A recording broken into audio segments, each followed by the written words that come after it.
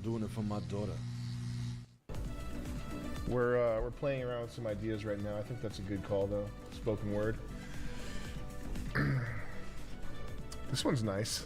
This one's good. She's kind of got that jaw, like you know when people get their teeth removed. Yeah. They kind of got that old man jaw thing, but she's got it where it counts. Downstairs. All right. Hey, listen. I'm a red-blooded, pink-tipped American. These girls got a cut of meat. Cut of meat. I don't care if she's got some flapjacks on her chest sagging around and some silver glitter with this apron on. She's got a cut of meat downstairs that I'm interested in. All right, Jeff, you. Anthony Lee PR says, "Hey Sam, wanted to know if you knew about." Oh, I thought that was Schilling. Anthony Tate for a second there. We could only be so lucky. Hey, this big bag monster right here wants to wear some sort of strange Fifth Element, you know, Karl Lagerfeld or what's the? Hey, listen, she wants to come walking at me like that. She's gonna get it. You know what I mean, Jet? Yeah, I definitely know. She's got a cut of meat down there that's, we'll see what's going on. Fifth Element Fashion. Katie Lang?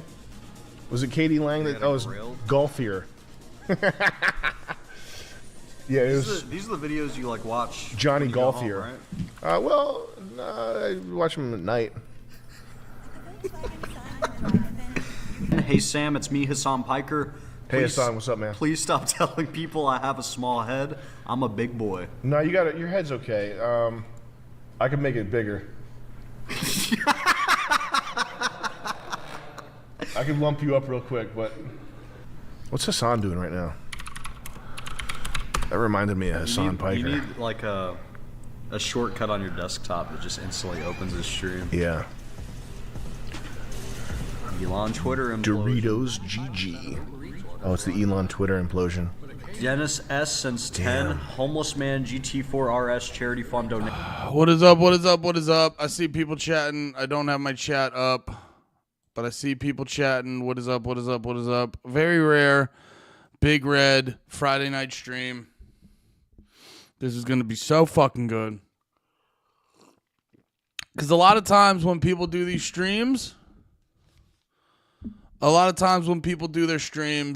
they come and they bring you information. Not me. When Big Red does a stream, he learns it right along with you. So if you wanna feel, you know, if you wanna put yourself in a situation where you're as smart as the streamer, brother, today's the day to feel good about yourself. Today is the fucking day. My computer's running a little bit slow. We got Big Red in the morning and the evening. Let's go. I know, brother. It's a beautiful day. Let me close some fucking things down. Oh my gosh. Oh my gosh. So many tabs. So many tabs. Give my computer a second. If you're in a good fucking mood, wherever the fuck you're watching,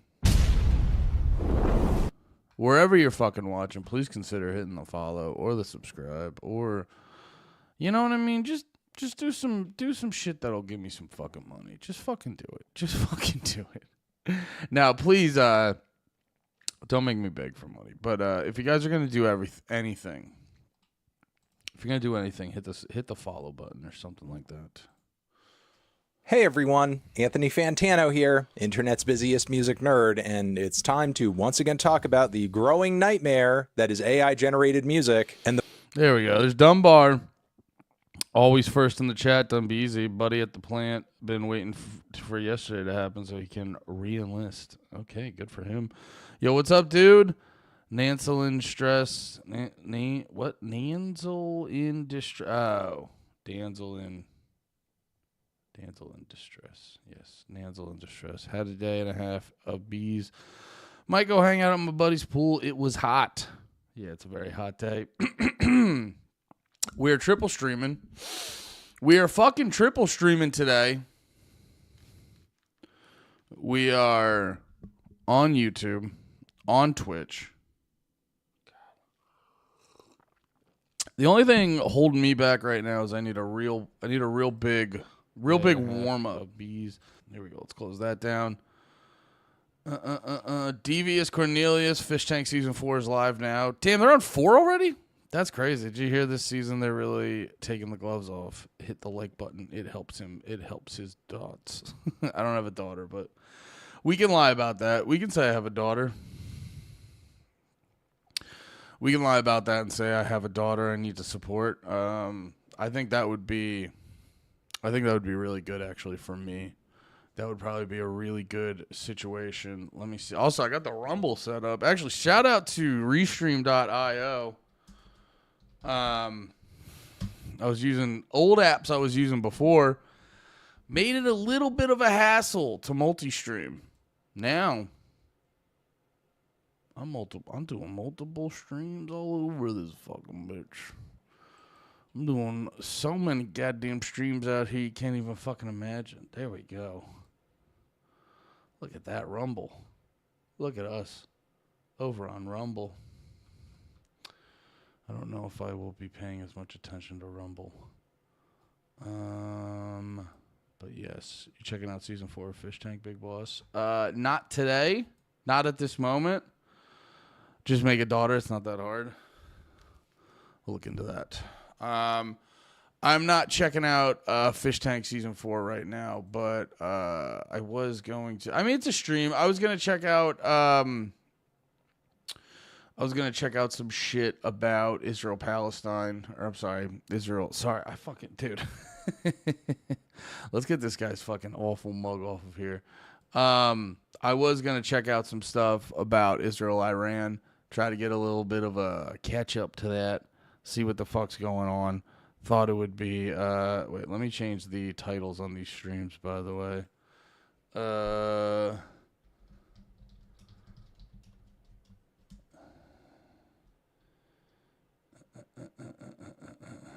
I'm just now watching season 2 of Fish Tank. Nice. I've seen a lot of the stuff on YouTube and I fuck with it. Israel,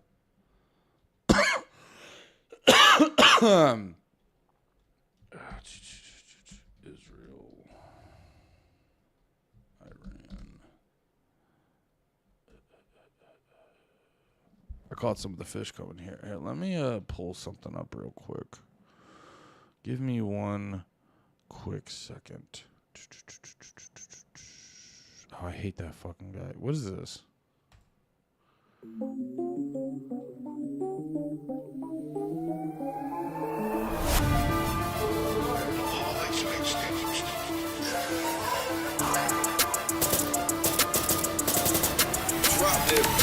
Glasses on, told him pick a pill, shit it's red or blue. I told all the ops to eat shit and get cancer too. Bobby got that cell phone stick, you better answer, dude. My wife got a body on that bitch, is she a dancer too? It's Big Hank, fuck they talking about? Fuck a money sprint, I cannot hold it, it's a large amount. Bobby got his purse, but he dropped it and the purse fell out. Hit his head, told him it's some shit he should have thought about, King of the Hill, I'm selling propane. Me and gang, Wabi and Amir, we ran a soul train. D for speed, I'ma ship the gear, he's swerving both lanes. I told this bitch she hopping, so her down. Chipotle, No, that boy right. Rider with a shotgun, Billy on the right. They only been tweaking, staying up at night. Up as they been bleeding, I had to say goodnight to. Glasses on, told him pick a pill, shit is red or blue. I told all the ops to eat shit and get cancer too. Bobby got that cell phone stick, you better answer, dude. My wife got a body on that bitch, is she a dancer too? It's Big Hank, fuck they talking about? Fuck a money sprint, I cannot hold it, it's a large amount. Bobby got his purse, but he dropped it and the purse fell out. Hit his head, told him it's some shit he should have thought about, Taste of meat, not the Hebrew. Con an old head, and I ain't talking about Ebro. I've done so much shit that I'ma catch my ass a Rico. We fighting over turf, smoking green. CeeLo, yeah baby, I'm a boss man, keeping D-Lo. The way these kids fucking with the sound, I'm a pedo. The oppas came up and went down like a seesaw. Dale, jump in for this ad-lib. Ringo! No, that boy right. Rider with a shotgun, Billy on the right. They only been tweaking, staying up at night. I've just been bleeding, I had to say goodnight. night. So, glasses on, told him pick a pill, shit it's red or blue. I told all the ops to eat shit and get cancer too. Bobby got that cell phone stick, you better answer, dude. My wife got a body on that bitch, she a dancer too. It's Big Hank, fuck they talking about? Fuck a money sprint, I cannot hold it, it's a large amount. Bobby got his purse, but he dropped it and the perks fell out. Hit his head, told him it's some shit he should've thought about. That's the only. It's the only thing. The only thing AI should be used for ever. You know what I'm saying? The only thing AI should ever be used for is making Hank Hill or SpongeBob. Making Hank Hill or SpongeBob rap about perks. Or Shrek. This is a Swamp production. Yeah, grew up Shrek and they donkey. I see some soldiers from far away, they trying to tell me this is their swamp. No, donkey. This is my swan. My swan. Yeah, donkey, this is my swan. My swan. Yeah, donkey, this is my swan. My swan. Yeah, donkey, this is my swan. My swan. Yeah, donkey. Came out of swamp, I'm donkey. Sipping that lean is boldly. Smoking that green is lovely. Yeah, donkey. What's in a bag, pumpy? We got a mag, pumpy. 94 back like Humpty Dumpty, yeah. Damn straight, I get so high, never lame straight. Hop out the back of the lame straight. They know this shooter got guns in his tuba. I think that this bitch cannot blame straight. Look at my coat, we can band check. We throwing through hundreds and whipping this on you. How can we be humble? They looking, they telling me damn straight. I gotta be perfectly honest. That's some of the worst. That like is the worst style of music. Whatever the fuck that is, it's hands down the worst style of music. It's so fucking irritating. I don't know who likes it. Hank Hill slaps though. This sounds like Indian rap. Yeah. I absolutely despise this style of music. So gay. Indian rap is very funny though. Calling it Indian rap is very funny. Did you guys see this, by the way?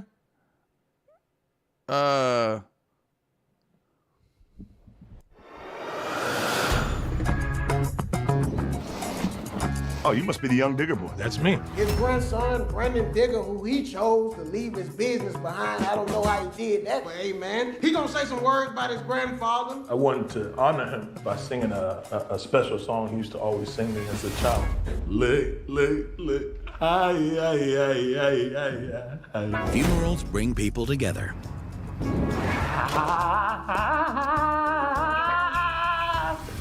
Can we go back to the days our love was strong? Whether they want to. I know you inherited a lot of the money, man, or most of the money, whatever the hell. We inherited 50% as well, so. 50%? Who gave you that? Diggers come and diggers go. Or not. He's not no digger. Okay. He's not no digger, and you know that. But y'all better be The white boy trying to bring him to the digger family. So if we're gonna run the funeral home, we gotta figure out ways that we can make money. You guys came here as a clan, and we'll be leaving as a clan. I told you I had a redneck funeral on Tuesday at 3 p.m. And I told you we had a batch of Liberians in, man. Roll, tide, roll. Don't give a piss about nothing but the tide. I examined it. How do you usually examine the? I just fucking look at the tits for a while. Okay, where do we start? I think. Oh, yeah, I could get you more bodies too. I'm scared of him. Let's go ahead and give him a job. Can you swim? Yeah. Drown your bitch ass. Oh, dang, he's cold, man. I'm looking at it. It's a casket. It's a dead body. It is a casket, but turn it into a love shack if you want. You think Diddy killed Aaliyah? Yeah, that's a good question. I did take a look at his penis this time. Okay, you definitely took. Said size-wise. That's how I knew. Okay, he's black. He's black. I'm gonna do everything in my power to get this place shut down. We gotta talk business.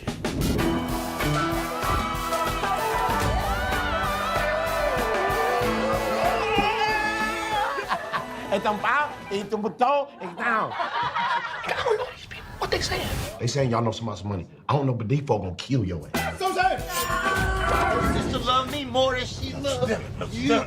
She didn't tell you she was a hoe when she was younger. Drewski, Theo Vaughn, Nav Green, Ben Dadon, Shane Gillis. Did you know Shakira? Yeah. Like this. You ever see Dead Tits? Nah, I never seen Dead Tits. Is that It's cool at first. I mean, you can do whatever you want to them. Okay. They don't give a fuck. You don't. I don't. You don't. Me? Yeah. No. No, I see a lot of you guys hating in the comments. You don't know how important this is. You don't know how important a movie like this is, dude. They're bringing back hyper retarded, racially insensitive, just very, very retarded comedies. This is important. This is important. I get it. It's not going to be the most highbrow comedy in the fucking world. It's not going to be the greatest movie in the fucking world, but it's going to be important to the world. It's going to be super important to the fucking world and what is going on out there. Yeah, we need we've lost it. We've lost it. Everyone got gay and serious.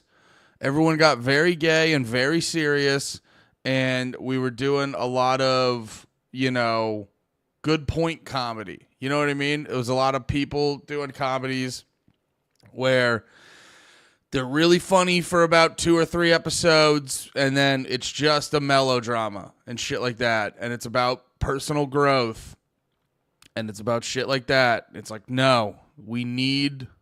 That's when America was on top.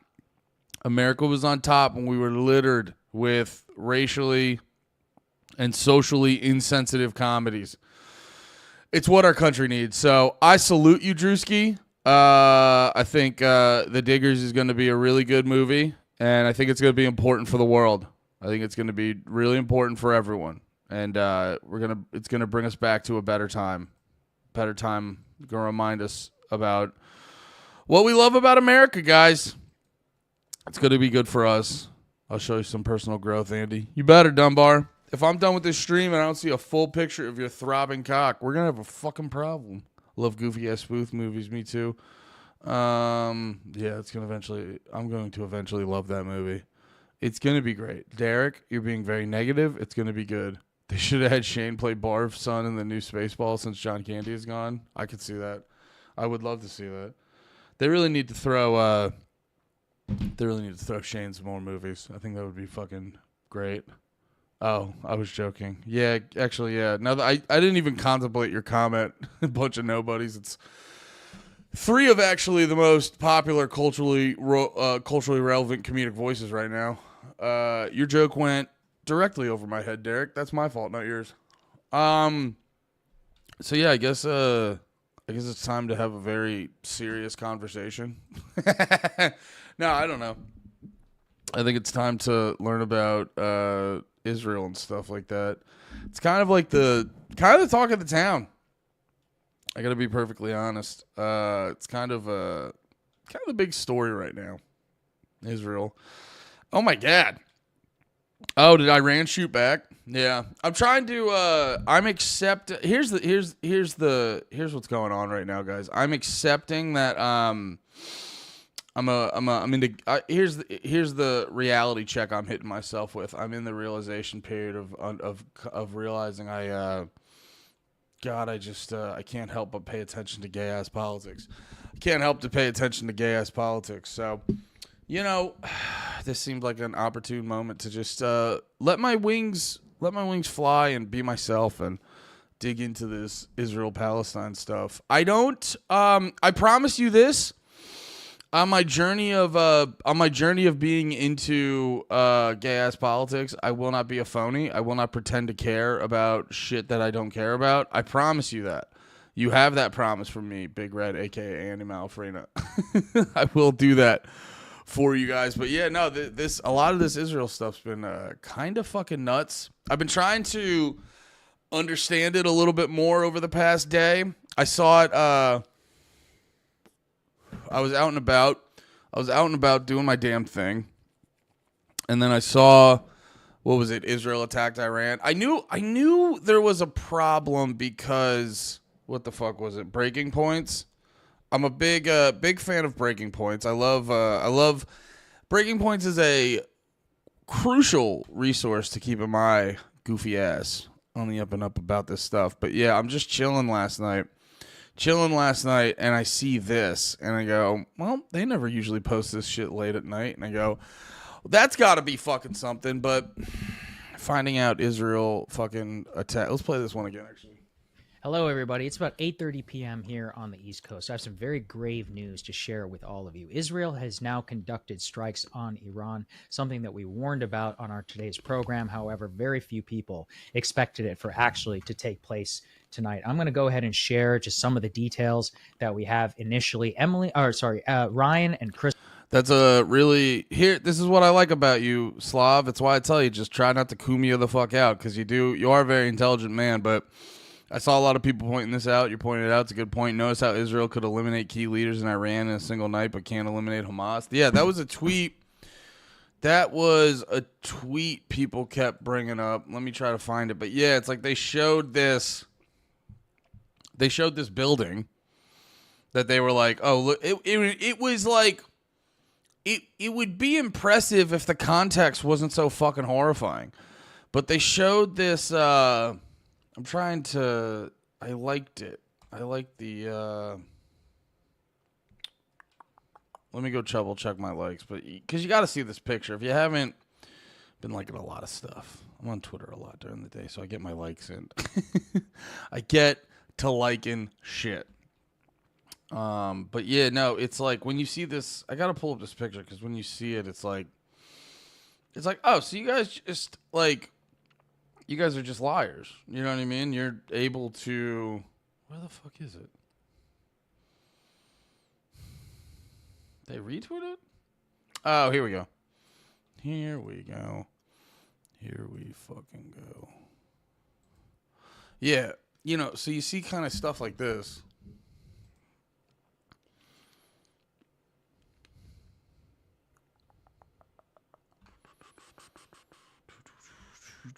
Yeah, so you see, whoever this is, Dr. Eli David, which who the fuck is this guy? AI researcher, lecturer, entrepreneur, and investor, blah, blah, blah, blah, blah. He goes, this is how precise Israel's intelligence and execution is. Pinpoint attack eliminated head of IRGC directly in his apartment nearly 2,000 kilometers away from Israel. So it's like you see this kind of shit. And it's like, it's impressive. You know what I mean? Like the precision of that is actually like really fucking impressive.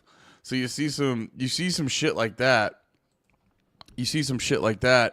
And then you're just like, wait, so what the fuck? And then we got this guy. We got this gentleman. Where is it? Yeah, Will Porter, which part of the Libertarian Institute. Shout out Will Porter. Great tweets. But yeah, and it's like, so this was the only option for Gaza, Israel.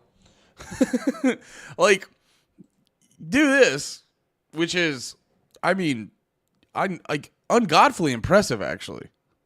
You know what I mean? Like ungodfully impressive.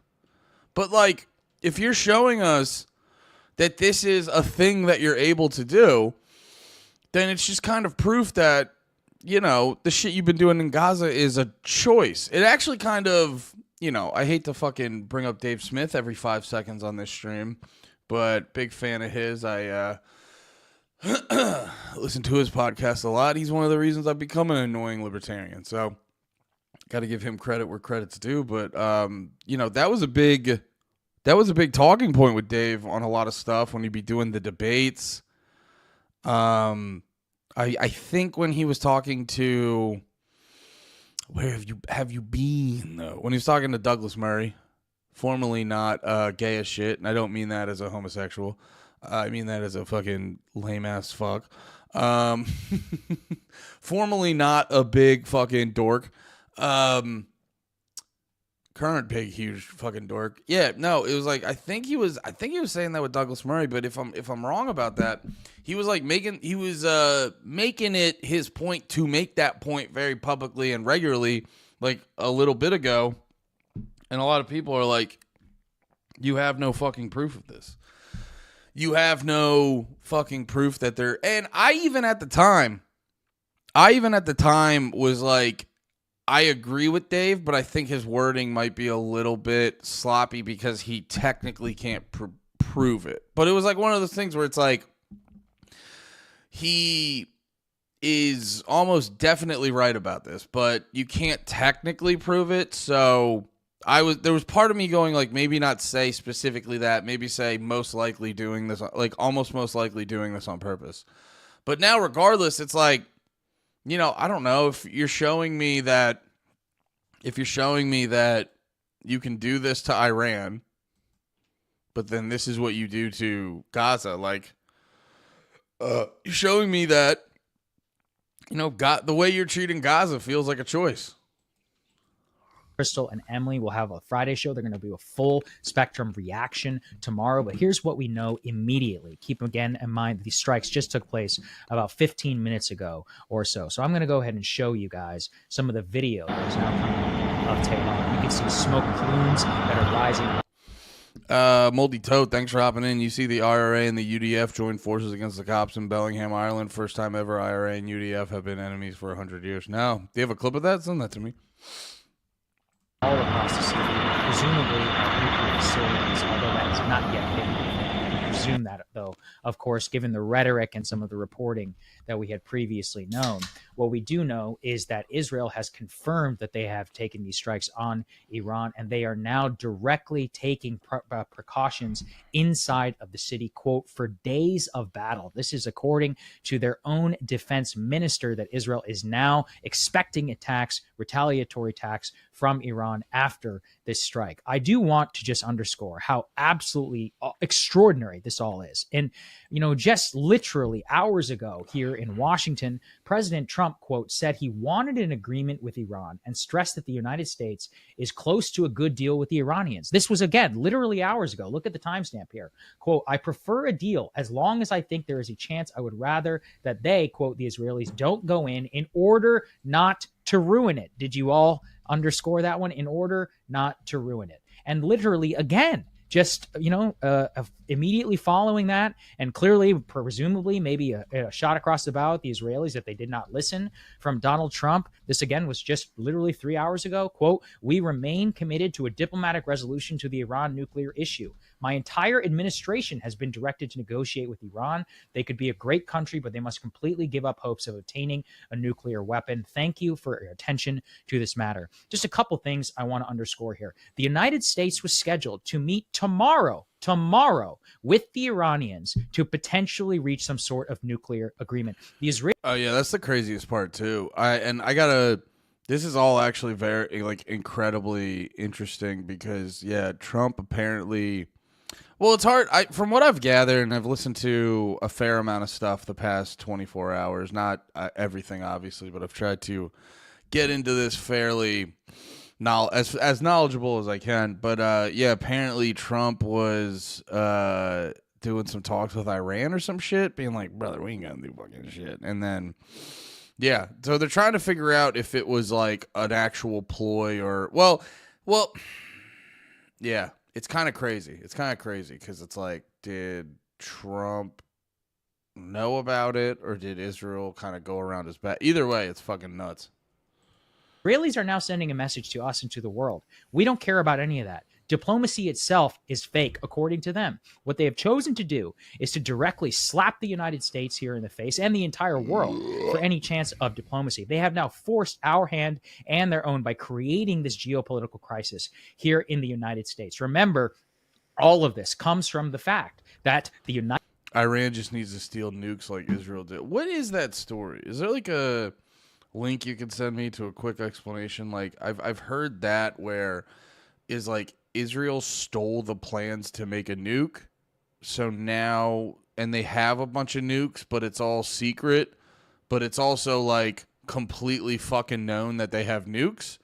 It's one of those that it's like I always love the wrestling analogy because it's like wrestling is the perfect analogy to politics. And I know a lot of people have probably heard that before, but no, it is like like it's creepy how fucking perfect it is on different levels. But I think from what I've gathered, it's like the Israel nuke thing is, you know, it's like how Dominic and Liv Morgan right now are dating, but we all know Dominic Mysterio has a wife and stuff. Like it's on that level of like, you know, everyone just pretends, but no one even remotely takes it seriously or whatever. United States got either wind, perhaps they were supporting something like this on the back end. We will soon learn if details become clear on that front. We will remain tuned for that because it is certainly possible. All of this has been a giant head fake from the Trump administration. They knew the entire time. They supported them with intelligence, and you will certainly hear that from me and from the show if we are able to get that information. But in terms of what we know publicly, and I can say I've been on the phone literally all day with my sources in and around Washington. Many of them warned me that something very, very bad was going to happen, but the general optimism was both Trump's rhetoric, as we saw from a couple of hours ago, and the fact that we still had perhaps a chance at these nuclear talks with Steve Witkoff that were going to happen tomorrow. Israel has now wiped all of that off of the table. They have chosen to start this war. This will almost certainly lead to retaliation and to United States intervention. We will be absolutely lucky if all we have to do is spend $5 to $10 billion just protecting the state of Israel, given the way that our current politics is. Not to mention that Iran has said directly that any strikes on its nuclear facilities would lead to retaliatory strikes against the United States and against Israel. A broader conflagration is now absolutely certain. It is certain. This is a historic moment. And I'm just going to leave everybody with this, that just today, Steve Witkoff briefed members of the United States Senate in which he warned, quote, Iran's response to an Israeli strike would be a...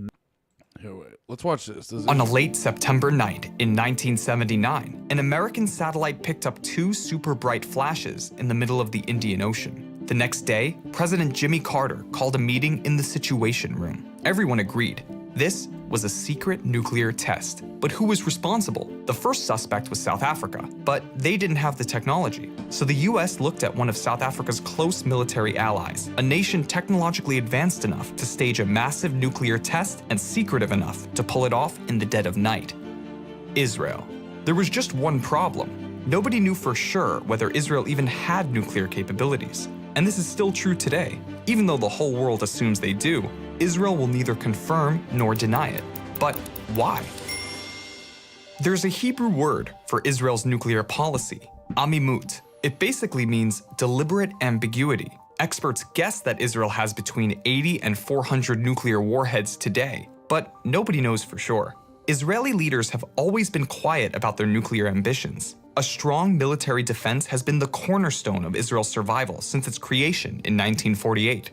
David Ben-Gurion was apparently obsessed with developing nuclear weapons, seeing them as the only way to protect Jews in their homeland. In those early years, France was one of Israel's biggest supporters, and the two countries worked together to develop both of their nuclear abilities. By the 1960s, Israel had constructed two nuclear research centers, Dimona and Sorek.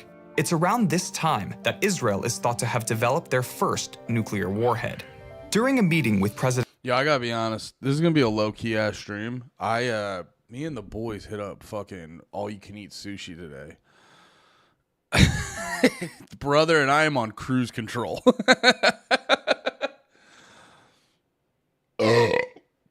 Woo! But yeah. Yeah, I don't know if you guys were... Afternoon Andy is a much different Andy than... I gotta tell you, brother. I gotta tell you, Big Red in the evening is a much different Big Red than Big Red in the morning. Big Red in the morning, all he ate was like a fucking half a bagel, and he had 3 cups of coffee, and he's ready to go fucking nuts. Friday, we're fucking, you know, balls deep in a all-you-can-eat sushi buffet with the bros. And yeah, we're just gonna learn. We're just gonna be low key. I'm not gonna fearmonger. I'm just gonna be low key, and we're all gonna learn together. What's up, Most Dope? Yeah, dude, we're talking politics. It's important, brother. President John F. Kennedy. It's important to learn about this. We'll change the world. This stream will change the world. In 1962, Shimon Peres, Israel's deputy minister of defense, was asked about Israel's nuclear plans. He responded with a line that would come to define the country's nuclear policy. "I can tell you most clearly that we will not introduce nuclear weapons to the region, and certainly we will not be the first." That line was the birth of Amimut as a political policy. Other politicians, like Golda Meir and Levi Eshkol, didn't like Peres's answer, but they ended up adopting it, never confirming nor denying anything about their nuclear power, because it basically summed up their position. Israel has no intention of being the first to attack their enemies with nuclear weapons. By the 1970s, Israel's Arab neighbors, who had spent the last 2 decades waging war against the Jewish state, were suddenly worried. Like the rest of the world, they had no idea how many nuclear warheads Israel had. By keeping quiet, Israel let rumors fly across the Arab world. Eventually, these hostile countries stopped waging wars so often. Some believe this was in part because they were scared of what might happen. As Peres put in his autobiography, "We learned there is tremendous power in ambiguity. Doubt was a powerful deterrent to those who desired a second Holocaust." In fact, That's fun. There's a lot of power in ambiguity. We know you have them. That's the thing. Like, that's the thing. Israel and like Zionist types and shit, they act like they're so slick and creative and like there's so much power in ambiguity. It's like, shut the fuck up. We all know you have it. We all know you have them. You know, and it's like we all know the shit you're. It's the same logic as they always say with like serial killers. They're like these evil masterminds. I go, they're not fucking masterminds. Very few of them. It's just they're doing a thing no one's ever gonna do, and they're doing a thing that's like hard to prove. You know, if you like, unfortunately. It's very easy if you're determined enough and you cover your tracks good enough and you're just like a little bit sensible about it. It's actually very easy to just murder random people. You know what I mean? It's very easy to do that. So it's like they're not criminal. They usually get caught either doing dumb shit or they just give themselves up. You know, so it's like it's actually, you know, it's not about being a criminal mastermind. It's just about being a sick fuck willing to do this. And that's the truth about a lot. Like, Israel's just, you know, for lack of a better word, run by a bunch of sick fucks that are just willing to be fucking psychopaths. And then they have a beautiful army of foot soldiers willing to just lie to themselves and lie to you. So it's like, yeah, they're not slick and cool and fucking we use this ambiguity to give ourselves power. And it's like, no, you have the vast majority of our government blackmailed and you're all willing to lie very easily without flinching. That's what it is. It's not some like, yeah, it just takes Riz. There was a first Holocaust. Slav, chill. Don't get my Twitch taken away. there's a nickname for the kind of situation Israel would have to find itself in before they'd consider nuking their enemies: the Samson option, evoking the biblical character of... Oh yeah, that's the other thing. That's why it's like, this is why Israel's just so comfortable with lying. Like, they're like, Israel is our best ally. They say something about Israel, you know, helping us form peace and shit like that. Oh, by the way, Multitoad, I love that you sent me my boy Chris Warren. I love letting Chris Warren teach me some shit.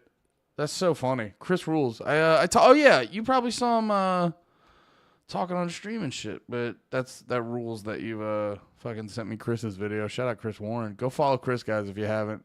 He needs the help. He's you know, we're close in followers. No, but that's like the other thing too, where it's like Israel, I don't know, they're like a conduit of, I forget what they fucking say. It's something about having to do with peace in Israel, and like Israel's our greatest ally, and it's like, dude, they literally have, that's a real thing, by the way, the Samson option.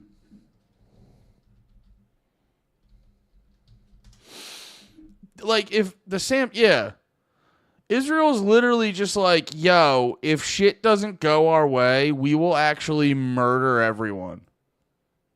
And you're like, oh, thank God. Thank God you know what I mean? Like all this kind of stuff just makes, I always mention the Samson option. Yeah, dude, it needs to be more well known. It needs to be more well known of this shit. It's crazy that that's a thing. I sometimes forget about it, but it's like, it's crazy. It's like a thing that they're just kind of like, yeah, we have this. Like, by the way, we're not going to just take our ball and go home. We will kill everybody. War so often. Some believe this was in part because they were scared of what might happen. As Paris put in his autobiography, we learned there is tremendous power in ambiguity.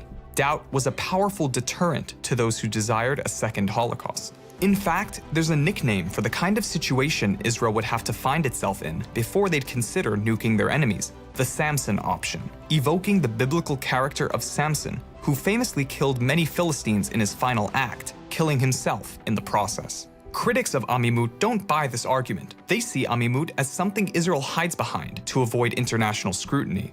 Along with India, Pakistan, and South Sudan, Israel is one of the only UN member nations to not sign the Treaty on the Non-Proliferation of Nuclear Weapons. Did you just gloss over that? They're like, oh yeah, Israel, by the way, 20 seconds of my video will be devoted to the fact that Israel will kill everyone if they don't get their way.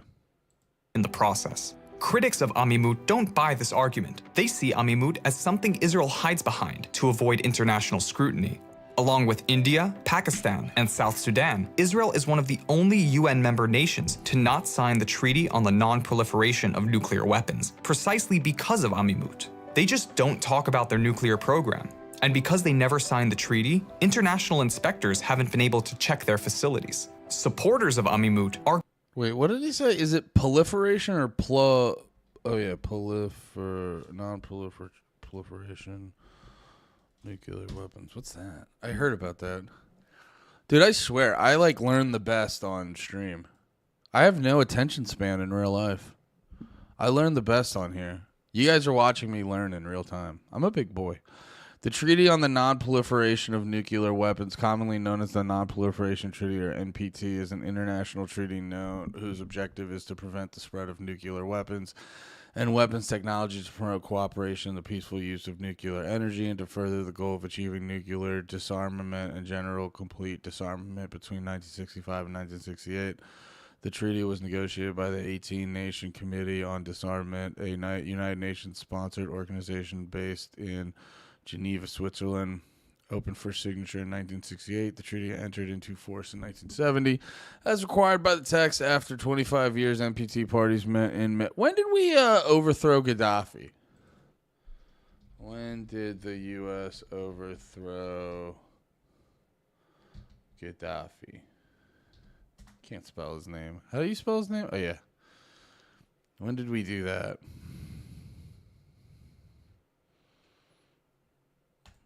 Yeah, 2011. Liberian Civil War. American involvement in the Liberian Civil War initially consisted of diplomatic initiatives and sanctions. This was followed by the implementation. Okay, so it was drop bombs. France killed 9 civilians in Libya, including 2 toddlers. Libya did not develop a central government. The military involvement. Libya rebels had consistently told American... Okay, here we go. Moments after it was reported that Gaddafi was killed, the Fox News published an article titled U.S. drone involved in final Gaddafi strike as Obama heralds regime's end, noting that a U.S. Predator drone was involved in the airstrike on Gaddafi's convoy in the moments before his death. An anonymous U.S. official subsequently described their policy in hindsight as leading from behind. Okay, so I was trying to figure out the time frame on this. Because that just popped up because one big reason some of these countries either want to get nuclear weapons or don't want to get rid of nuclear weapons is they saw what the U.S. did to Gaddafi, and they're like, you're not doing that to me. I'm not having these fucks jam some shit up my asshole. You know what I mean? Or wait. No, was Gaddafi the one that they sodomized? No. It was Saddam Hussein, right? Which was the one that they sodomized? Was that Gaddafi? Because it says, wait. Death of Muammar Gaddafi. I'm confusing that too. The killing of Muammar Gaddafi took place on October. Wait, so they just said they hit his convoy? Wait a minute. The killing of Muammar Gaddafi took place on the 20th of October, 2011.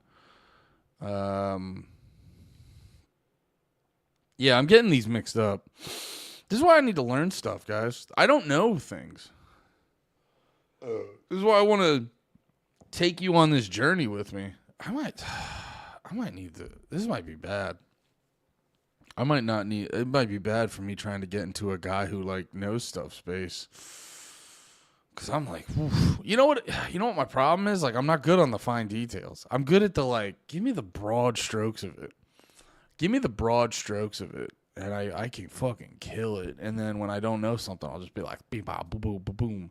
Yeah, that's right. Saddam was hung. Gaddafi got stabbed.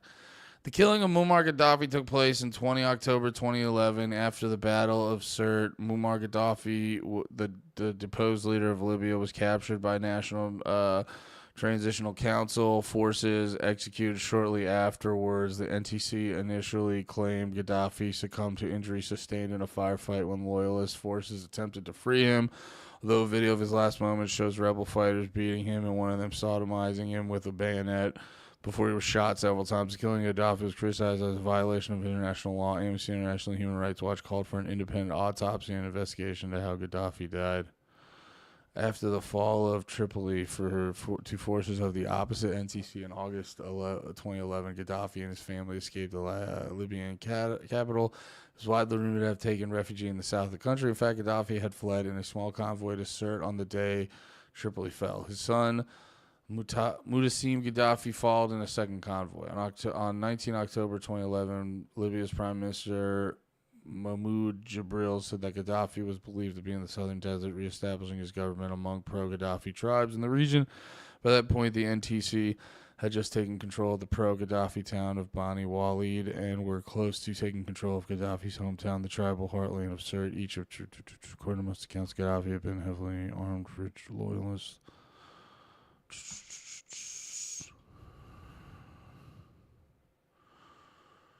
Okay, so they're just popping around,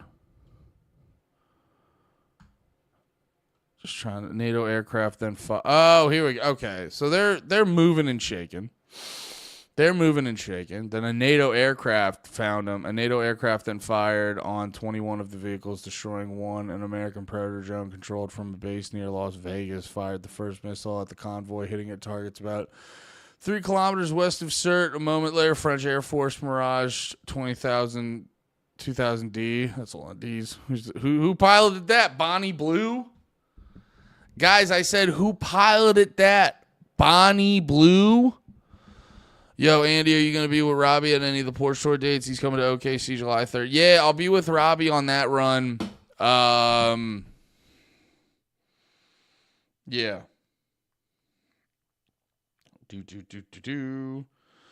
Yeah, from like July 3rd to the 6th. Whatever shows fall under those dates, I will be out with Robbie. I don't know if I want to go. I don't know anyone. It might be awkward as hell.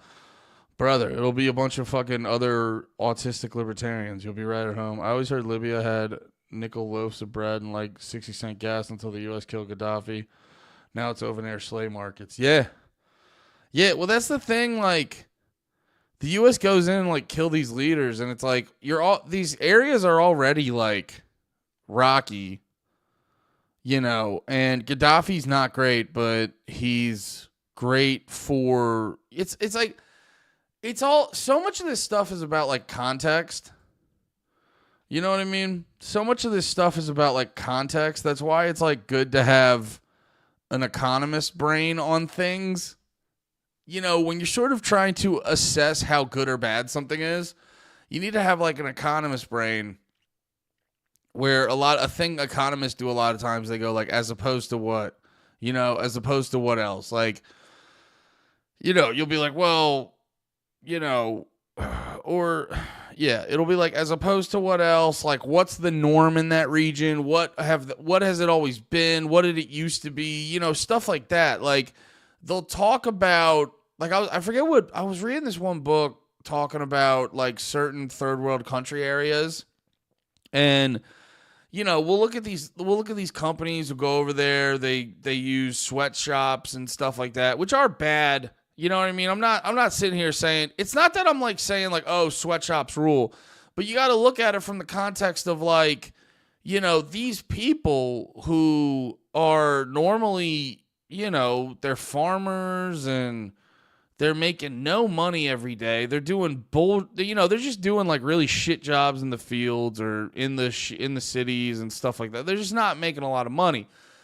And once again, it's not to say sweatshops are the best. I'm like, oh, that rules. But you got to understand, like, that person used to have nothing. Now they can, like, they're still getting underpaid and stuff, but now they can make a couple bucks at, a fucking Nike factory and shit. And it's like, yeah, do we sit there and go, this is perfect, no need to fix it? No.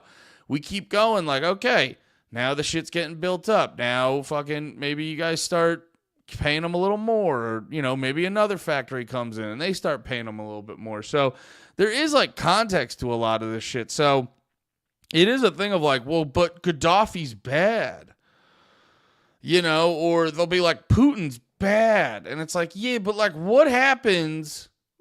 Because they seem to like Putin for the most part. It's not I don't know. I gotta learn more about it, but I gotta be honest. Like, I'm not saying Putin's a good guy, but the way that they try to like scare you about Putin versus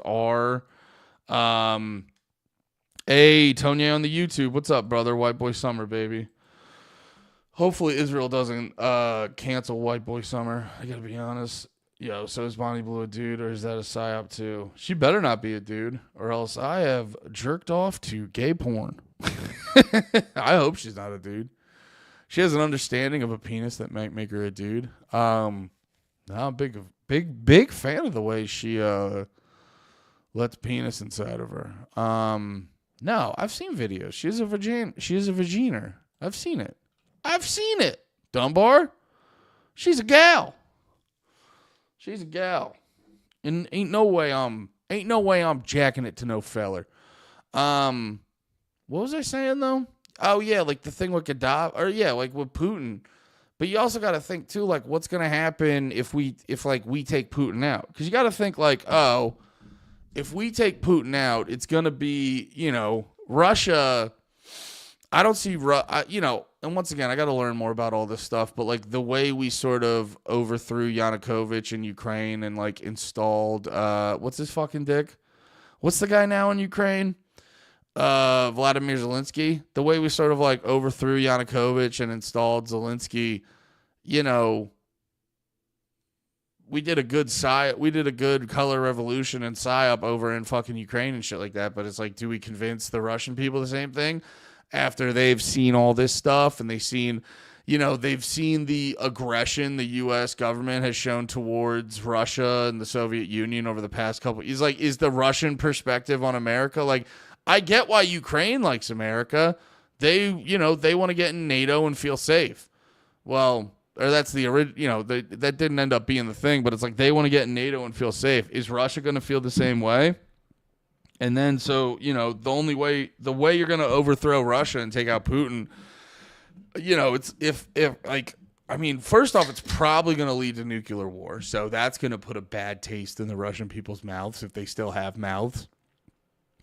After we go through nuclear holocaust. But let's say we do it without going through nuclear war. It's like, are you really going to get like the Russian people on their side? And then you still got to play the game of this is all genuine and real and not completely fake. So you have to do some sort of like Russian election and shit like that.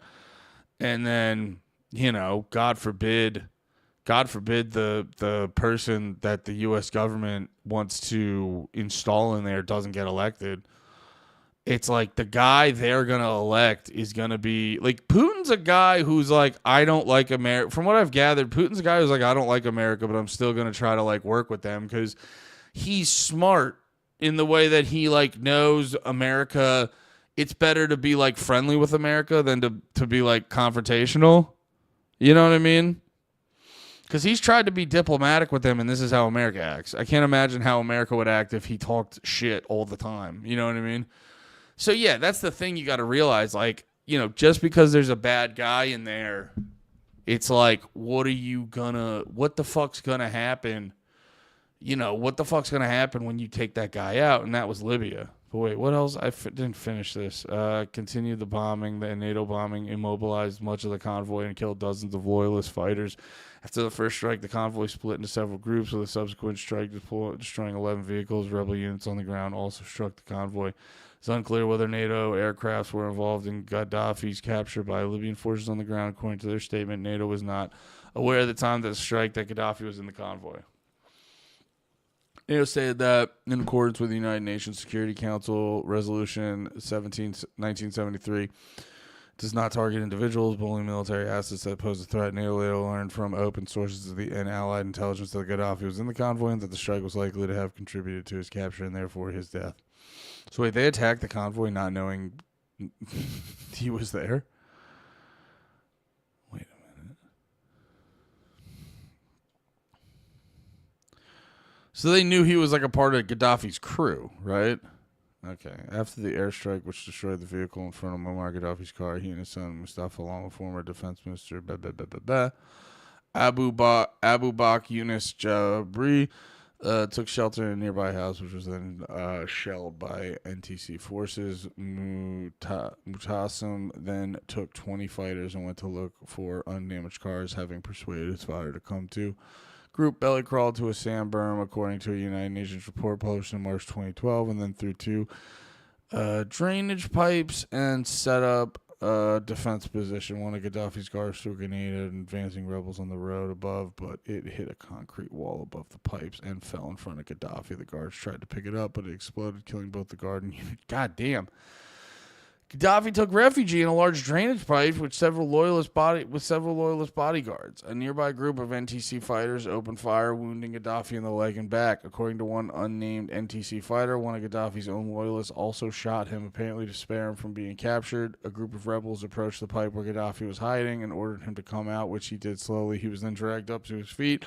Rebels shouted, "Muammar, Muammar." A United Nations report published in March 2012 gave a different account of Gaddafi's capture. Gaddafi was wounded by fragments of grenade thrown by one of his own men, which bounced off a wall and fell in front of Gaddafi, shredded his flak jacket. He sat on the floor, dazed and in shock, bleeding from a wound in the left temple. Then one of his groups waved the turban surrender. Gaddafi was killed. Shortly afterwards, there are numerous conflicting accounts regarding details and circumstances of his killing. According to Misrata, rebel fighters, when he asked Gaddafi about the damage done to Misrata by his forces, he denied any involvement and quietly asked his captors not to kill him. God forbids this until you know. In a video of his arrest, he can be seen lying on the hood of a car held by rebel fighters. A senior NTC official said that no order was given to execute Gaddafi, according to an NTC source. Captured him alive, and while he was being taken away, they beat him and they killed him. However, Prime Minister of NTC, Munajabri, gave a contradictory account, stating that when the car was moving, it was caught a crossfire between rebel and Gaddafi forces, in which he was hit by a bullet in the head. Several videos related to the death were shown on television and circulated on the internet. The first shows footage of Gaddafi alive, his face and shirt bloodied, stumbled, being dragged toward an ambulance by armed militants chanting "God is greater" in Arabic. The video shows Gaddafi being sodomized with a bayonet. Ugh. Damn. They raped his ass. Argue that dropping the policy now could lead to nuclear proliferation in the Middle East. If Israel were to show its cards, it could create an arms race, particularly with Iran. Israel's main goal is to prevent nuclear proliferation at all costs. Sometimes that means keeping secrets. Other times, it means being proactive. Over the last few decades, Israeli forces have attacked and destroyed nuclear facilities in Syria and Iraq to stop their nuclear expansions. Cybersecurity experts believe that in the early 2000s, Israel teamed up with the United States to create the malware called Stuxnet, which caused one of Iran's nuclear facilities to malfunction, essentially putting the kibosh on their nuclear aspirations. These aggressive measures share the same goal as Amimut, making sure there are as few nukes as possible in the Middle East. Almost no country is actively threatening nuclear war, but governments all over the world keep researching nuclear weapons. And it's not like nuclear power is an open book. Every country is cagey about this subject. Israel takes that a step further, but it's a strategy they've made clear, both in words and actions, aimed at keeping the peace. If Israel drops Amimut and finally shows her cards, it probably means that nuclear war has become a real threat. Or maybe the threat is finally over and we have achieved world peace. Well, that definitely didn't happen. The anti-Russian sentiment in U.S. government is just the Bolshevik. Yeah, maybe. Have you seen the flying? Ooh, what is this? The flying Gins. God damn it! No, what is this? Today we're talking about the top secret ninja bomb. No chance. No chance. I mean, I hope that the fat electrician. I mean, no fucking chance. Here we go. Scripps News got us. Sometimes called the Flying Jinsu, the missile's full name is the AGM-114R9X Hellfire, or just the R9X. It's a version of the U.S.'s widely used Hellfire missile that, instead of explosives, uses 6 blades to minimize collateral damage. Remnants from previous strikes we've seen where the weapon is believed to have been used match up with the images that we saw quickly appear on social media after the Baghdad strike. A circular section with protruding metal struts, which are believed to serve as the weapon's blades. Video from social... Did you say fat electrician? I mean, not with that voice. I'm not listening to that. No, we need to get rid of this. We need to get rid of YouTube voice. Today we're talking about the top secret ninja bomb. Bomb's not really a great word because it doesn't explode. It's more like a missile full of katanas. Also known as the Flying Ginsu as a reference to the fancy Japanese cooking knives. More officially known as the... Yeah, no. Sometimes previous strikes we've seen where the weapon is believed to have been used match up with the images that we saw quickly appear on social media after the Baghdad strike. A circular section with protruding metal struts, which are believed to serve as the weapon's blades. Video from social media shows the targeted vehicle engulfed in flames, which typically isn't a sign of the R9X being used as it doesn't have explosives in it. But video showing the car after the fire was put out shows it with a caved-in top, not unlike what we've seen with past R9X strikes on vehicles. The R9X doesn't get used often. We've mostly seen evidence of its use in Syria as early as 2017. Notably, it's thought to have been used in the killing of al-Qaeda's top leader in Afghanistan in 2022.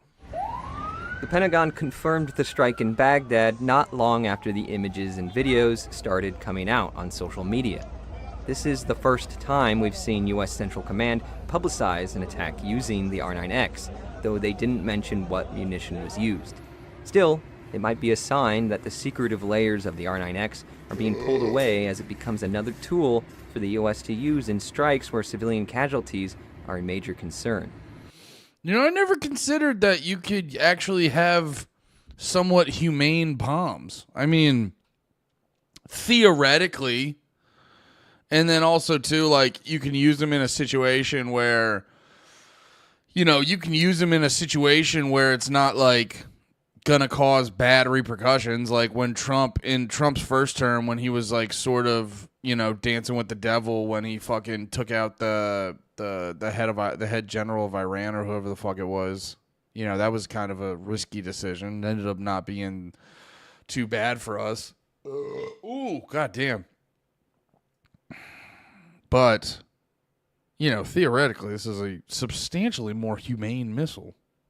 I never even considered that. Despite its gruesome methods, utilizing blades isn't exactly a clean kill. The R9X does cut down on collateral damage due to its non-explosive nature. Still, some human rights experts question whether such strikes are even legal. The R9X is only going to be as good as the intelligence used to guide it. So even if the U.S. determines it wants to kill a particular person, that doesn't mean that it can legally do so. Under international law, you can't just... That's a good point. And the U.S. seems pretty concerned with legal or illegal killings of people, so... No. I'm being a little bitch. What does Chris have to say? He does have to chill out on fucking TikTok voice though. I love Chris to death, but I like his videos, but he always has to yell at me when he does them. I think those are the most interesting riots that have happened this week. Because if we go over to Bellingham, North Ireland in the UK, shit's getting absolutely crazy over there. Because thousands of people have taken the streets are having a full war with the police force. This all started a few days ago when 2 Romanian immigrants were accused of SAing a 14-year-old girl. Just to be clear on facts, those 2 Romanians were also 14. Now this caused an outcry in Bellingham as thousands of people took to the streets to protest. They were then joined by the Ulster Defence Force. They're basically the IRA but for Protestant people. And under the leadership of the Ulster Defence Force, they were able to organize in a military fashion, forming Roman columns and push the police back. It's actually gotten so crazy that they've injured over 38 police officers, burned down 9 houses, and flipped or otherwise burned dozens of cars. The next day, this was then followed up with news that people under the guidance of the IRA were coming up from the Irish Republic. Now, the police were hoping that the IRA were going to fight the Ulster Defence Force, since these guys have been historic enemies for the last 100 years. Only to find out that the IRA was there to support the Ulster Defence Force, stating that this is not a political issue anymore, this is an Irish issue. Now, with these two forces combined, they've completely taken over the city of Bellingham. It's been going for almost 3 days now, as the UK police have only been able to arrest 6 people because every time they get towards the battle lines, they are repelled with petrol bombs and Molotov cocktails. It's very interesting that these two historic enemies have united on this one weird issue. It's getting almost no media coverage. So what do you think of all this? Let me know in the comments. Everyone's talking about the... Yeah, they don't want to, where's this in, where is this again? riots in LA, but I don't even think those are the most interesting riots that have happened this week. Because if we go over to Bellingham, North Ireland in the UK... Bellingham. Yeah, that's actually fascinating. They probably don't want the people here rioting to get any ideas. It's okay. Our rioters are substantially more retarded. Should we watch the Spaceballs? This dude went viral. These are 2 videos I would also like to watch when we need a break from serious conversation. Because this dude went viral. What is it? Bellingham? Oh, fuck.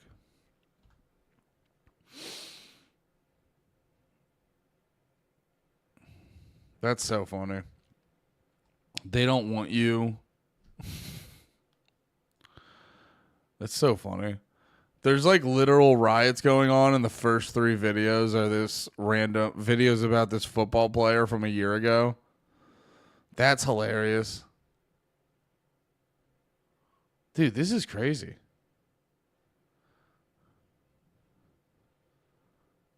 Dude, this is crazy. Wait, how serious is this? There's fucking riots going on in there's anti-migrant riots going on in Ireland. I type in the town. Because here, watch this. If I type in Los Angeles. Protest. Like, that's the only thing that's showing up. That's so fucking funny. I mean, it's not, but... Maybe if I type in Bellingham... Nope. Football.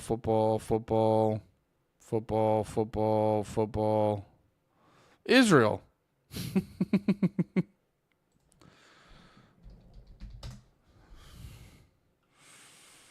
Where'd it go? There it went. Maybe riots? Will riots give me more? Okay. All right. Well. Okay. I mean... That shit, like, if rioters are controlling the city of Bellingham, Ireland, you'd think more than no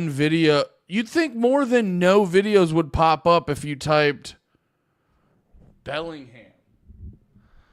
So, I mean, you get it all if you type in Bellingham, Ireland riots, but you'd think you'd get a little more by just typing in Bellingham. That's crazy. I got videos about Israel before I got videos about the riot. They don't mention the IRA or the UDF. That's crazy. Migrants are raping teen girls. Migrants flooded by Hebrew against society. Jews. The fuck was that?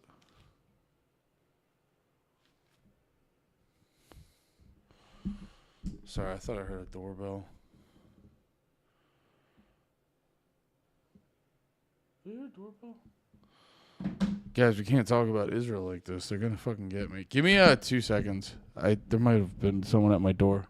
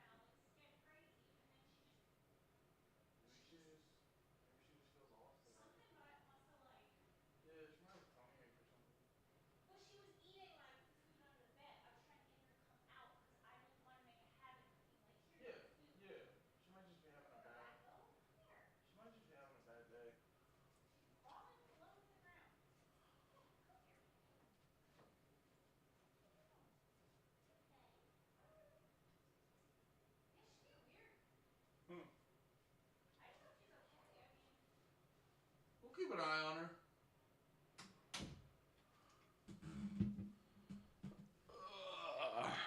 All right, sorry about that.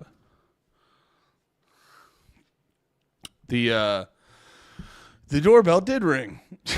The doorbell did ring. Amazon dropped off a package. That was odd. Oh no, it's ice. Immigrants got it. None of the news stories about mentioning our area you do have. Ding dong. And that was the last time they saw Andy. They wouldn't be crazy. Would it be crazy if just I got swatted? It's like Israel's like Andy knows too much. Andy knows too much. We got to get him out of here. Mossad is knocking. Immigrant got him. Thanks for the content while it lasted, brother.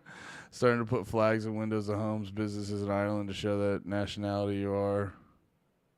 Why are you foreigners allowed to live in Ireland in the first place? Well, here's my thing about the immigration is like, you shouldn't be, I don't know. It's different. I feel like it's different.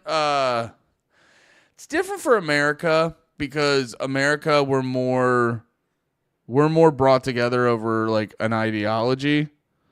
And other countries, it's more of a, there's a racial and a religious element more so than America. So it's like, I get other countries, it doesn't feel as good. It doesn't feel as nice, but I can, I can respect other, because it's like you would see that in any country, you know what I mean? And like in Saudi Arabia. Well, Saudi Arabia is trying to get rid of their super duper scary image and shit like that. But yeah, even in Saudi Arabia, I feel like if they started to just have a shit ton of white people come in, people would be like, the fuck? And it's like Japan's the same way. China, I think, is the same way. You know what I mean? A lot of these countries. So it's just, when it's a white country, people get fucking weird about it. But I think any of those countries that we sort of see as more white, whether it's like England, Germany, France, Ireland, I go, they got it right too. So I could see Irish being kind of like the fuck, but for me personally, it's not even the fact that it's like the immigrants are coming in. It's like the unnatural way that they're like flowing in. And from what I've gathered, I'm no expert on the topic, but from what I've gathered, that the way it's happening in Ireland, in countries like Ireland, is like super unnatural. It's just Arabia. Saudi is the royal family of Arabia. Well, it's called Saudi Arabia. Andy not understanding immigration because he refused to acknowledge the Kalergi plan. I mean, I understand immigration.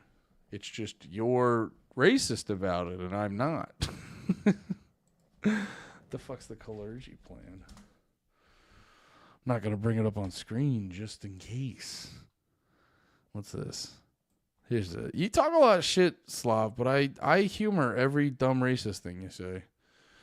And, what's this? The Kalergi plan, sometimes called the Coudenhove-Kalergi conspiracy, is a debunked far-right anti-Semitic white genocide conspiracy theory. The theory claims that Austrian-Japanese politician Richard von...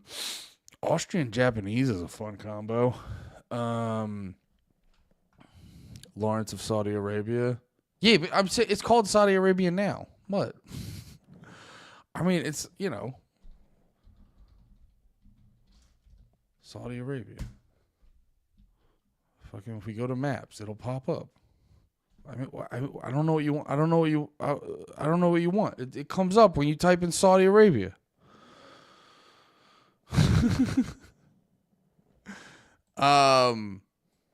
Give me shit, Moldy Toad.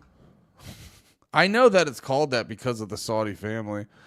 Creator of the Pan-European Union concocted a plot to mix and replace white Europeans with other races via immigration. Conspiracy theory is most often associated with European groups and parties, but it has also spread to Northern American politics. Memes promoting the conspiracy theory often incorporate misrepresentations of Kalergi's writings, such as the false claim he states that Jews shall rule over Europe. Conspiracy theory stems from a section of Kalergi's 1925 book, Pactation, in which he predicted that a mixed race of the future would arise. The man of the future will be of mixed race. Today's races and classes will gradually disappear, owing to the vanishing of space, time, and prejudice. The Eurasian... I'm not going to say that. Engroid, race of the future, similar in its appearance to the ancient Egyptians, will replace the diversity of peoples with the diverse individuals. Modern far-right individuals seek to draw relationships between contemporary European policy making and this quote. Yeah, I mean, I don't know. Austrian neo-Nazi writer Gerd Honsick wrote about the subject in the book Kalergi Plan. Okay. The independent Italian newspaper L'Inchiesta investigated conspiracy theory and described it as a hoax, which is comparable to the fabricated anti-Semitic documents, the Protocols of the Elders of Zion. The Southern Poverty Law Center described the Kalergi Plan as a distinctly European way of pushing the white genocide conspiracy theories on the continent, which white nationalists, quoting Coudenhove-Kalergi's writings out of context in order to assert that the European Union's immigration policies were insidious plots that were hatched decades ago and others to destroy white people. Hope Not Hate, an anti-racism advocacy group, has described it as a racist conspiracy theory which alleges that Coudenhove-Kalergi intended to influence Europe's policies on immigration in order to create a populist devoid of identity, which would then supposedly be ruled by a Jewish elite. Means promoting the conspiracy theory often incorporate misreadings of Kalergi's writings, such as the false claim that Jews shall rule over Europe. In 2019, the right-wing nonprofit organization Turning USA posted a photograph on Twitter in which a person was holding a beach ball. The featured text promoting this conspiracy theory. The tweet was deleted soon after that. Okay. Yeah, I don't know. I don't know. I don't really like... I have the benefit of being... It's a psyop. Okay, Toad. Whatever, dude. Yeah, I don't know, man. I don't know. I mean, maybe. Maybe. I think, like, I don't know. I think when you think in the context of, like, this is what the Jews are doing, it's like, you know, it gets to a point. Slav, calm the fuck down. Yo, I don't mind you being a racist, but don't be a fucking faggot. This whole like, what do you mean you don't mean? Brother, you watch hours of my stream. You know I'm not a dumb fucking guy. So let's calm down with the whole fucking shit. You watch my stream. Calm down. Like, that's your whole fucking thing. Just calm down. Calm down. You can be racist. Don't be a fucking faggot.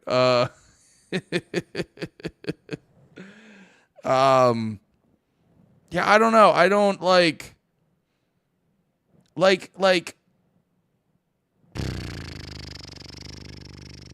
don't know what to do with this, because there's really nothing you can do to like fully prove it. It's an interesting thing to talk about. But even if it is like even if this is real, it's a plan concocted by evil elites that like happen to be Jewish and stuff like that. So it's like this whole thing where you correlate this to just like regular people. It's like, come on, brother. You know what I mean? You're getting played. You're getting worked. To do wrestling terms, you're working yourself up into a shoot. You know what I'm saying? So it's like, it's why I always joke, like, people, it's like if you make comments about like, all right, Slav, I'm gonna mute you. Slav, you're going in timeout. Here we go, Slav. Just a quick little timeout. There you go. I don't know what to tell you, brother. Don't do the whole be proud to be. We're not doing that. We're not doing that, brother. Also, don't get my fucking channel. Like, have respect for me and not be like, you know what I mean? 10 minute pause. Just calm the fuck down.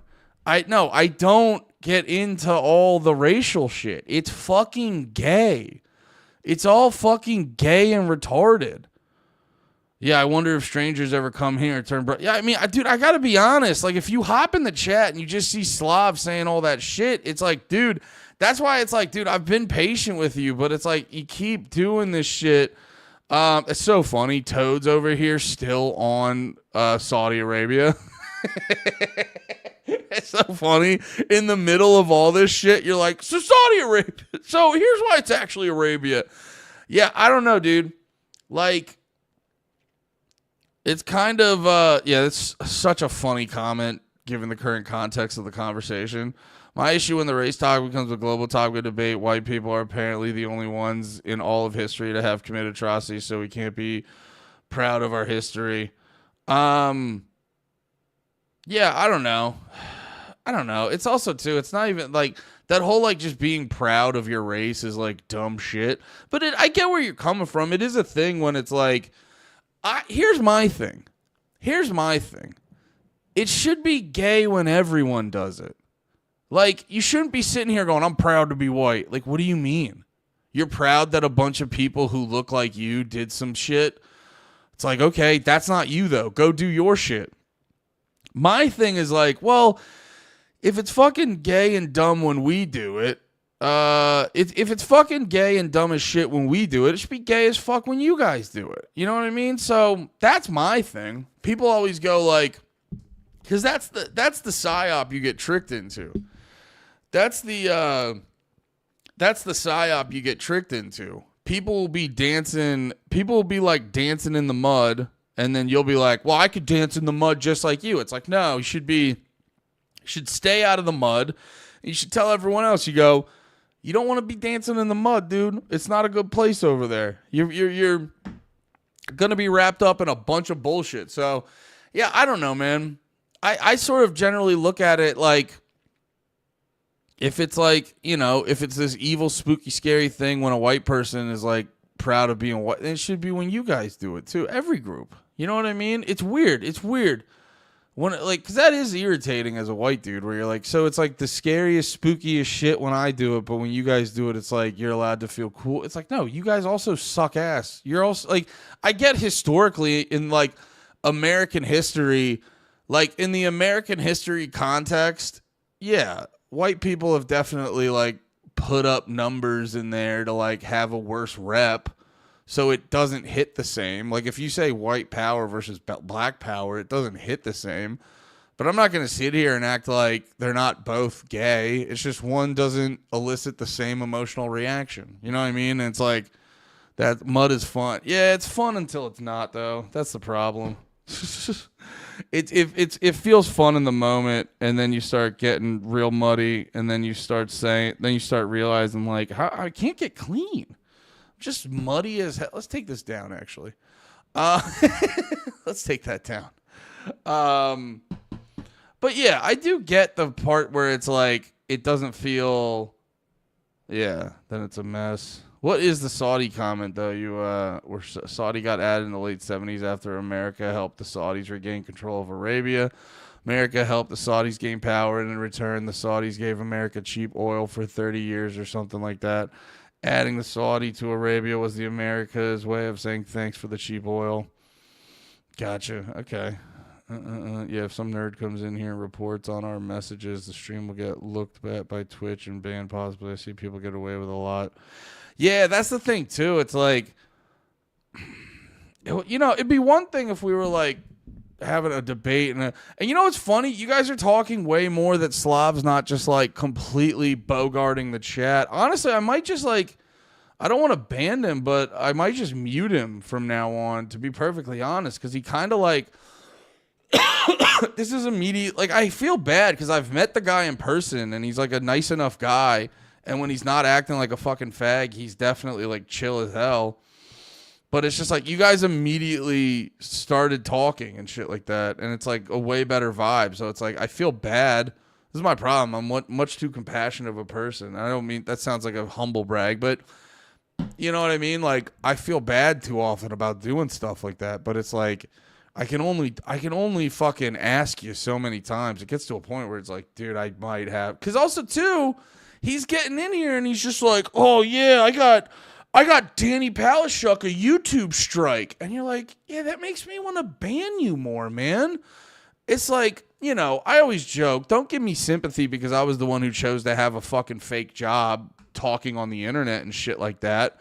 But also at the same time, like, I am trying to, Tonya saying, free my homie Slav. No.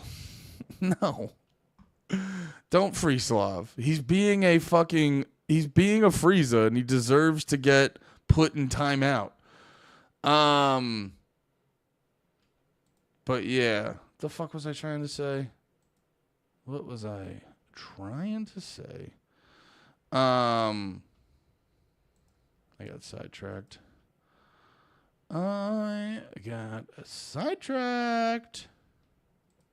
What are we talking about? Yeah, no, it's like, dude, I don't know. I'm not making a fuck ton of money off this. Like and subscribe if you would like me to make a fuck ton of money off of it. But you know what I mean? I'm making money off it. Eventually, I want this to be a good source of income. And it's like, brother, you're fucking with my livelihood, man. You know what I mean? Yeah, it is funny Slav did get deported. He did kind of get deported. I am really curious about this Ireland shit. Larne in Northern Ireland.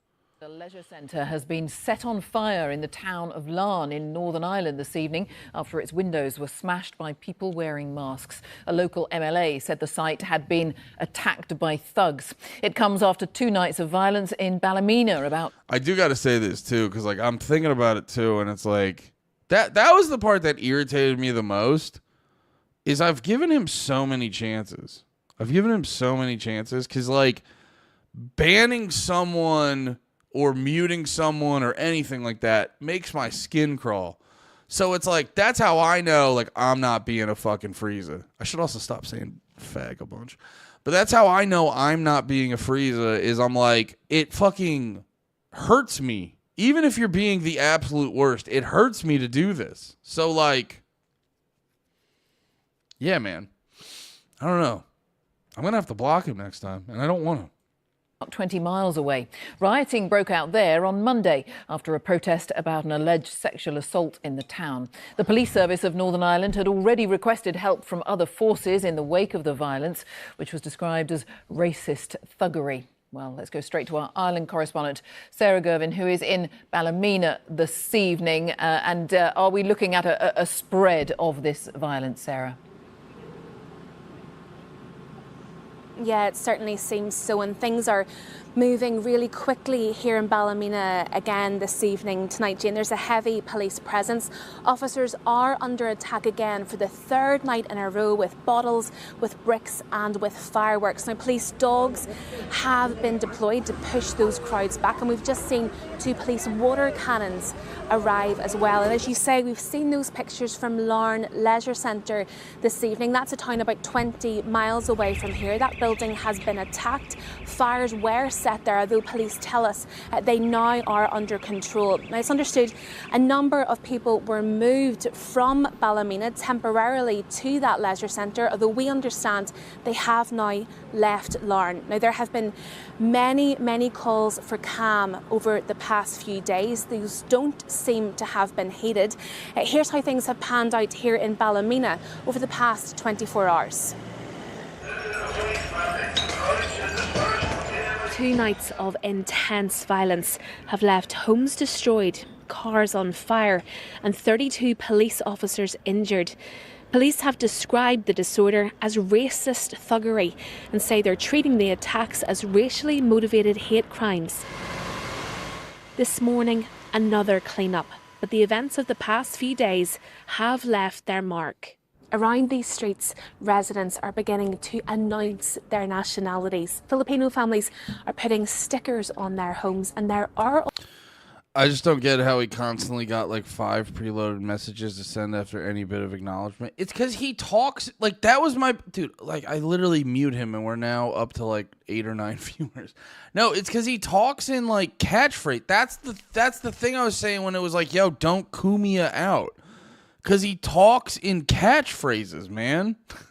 You know what I mean? Because he just, because he already said in someone else's stream earlier. Yeah, it's like he would just fire off catchphrases. He's not actually like when he calms down and tries to have a real conversation, he can say some thoughtful shit, but then he gets himself worked up and he just starts spouting off that kind of shit. I don't even know if he like fully believes it half the time. I think like, you know, and I'm not trying to be a dick, but I got to imagine in his private life, he may not, you know, maybe he doesn't get a lot of attention and he gets worked up by this stuff. And this is the best way for him to get a little bit of attention. So I think he subconsciously like kind of acts up a little bit. You know what I mean?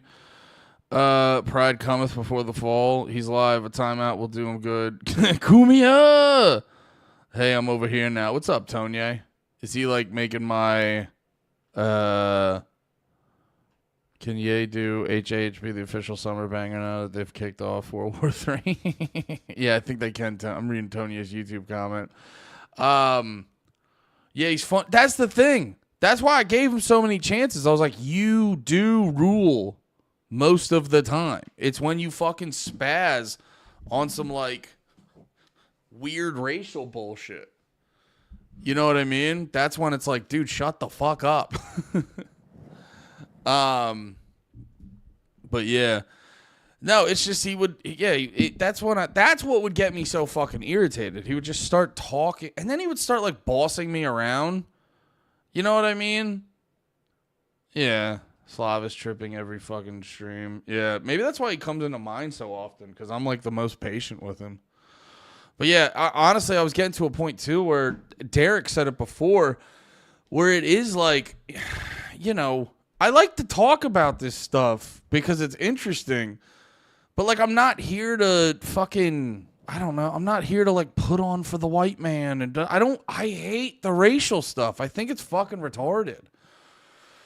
You know what I mean? I think the racial stuff's fucking retarded. It's so much more interesting to talk about like different like power classes, you know what I mean? And things like that, you know? Like what socioeconomical place you're at in life has so much more to do with how the world affects you or how you affect the world than anything to do with your race. And I know it wasn't always like that. But that's kind of like where we're at in the current state of things, especially in America, where, you know, and that's the thing that like dudes like him don't get about. He's a ginger, he ain't white. That's what dudes don't get about the fucking when they talk about the Jew stuff.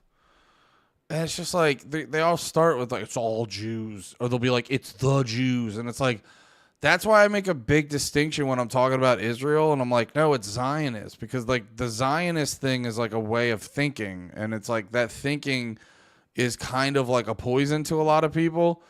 And, you know, if you get that thinking, it makes you sort of treat certain groups of people in an inhuman way. And it's like, yeah, I don't know. I've also it's like, you know, the proof is right in front of you. Like, I've gone out, I've left my house, and I've met a bunch of people from every group. And so many of them are kind of like me, or they're a little bit different, and a lot of them are nowhere near, like, are nowhere near the fucking stereotypes people put on them. So it's like, oh, that's right. People are different. You know what I mean? That's why it's like the racist shit is so exhausting. I go, brother, if you're not doing crowd work, you know what I mean? Like, it's a lot of that racist shit is only I remember I was like so naive growing up because I like, you know, I didn't realize how much people, like, I remember growing up realizing how much people really meant that shit.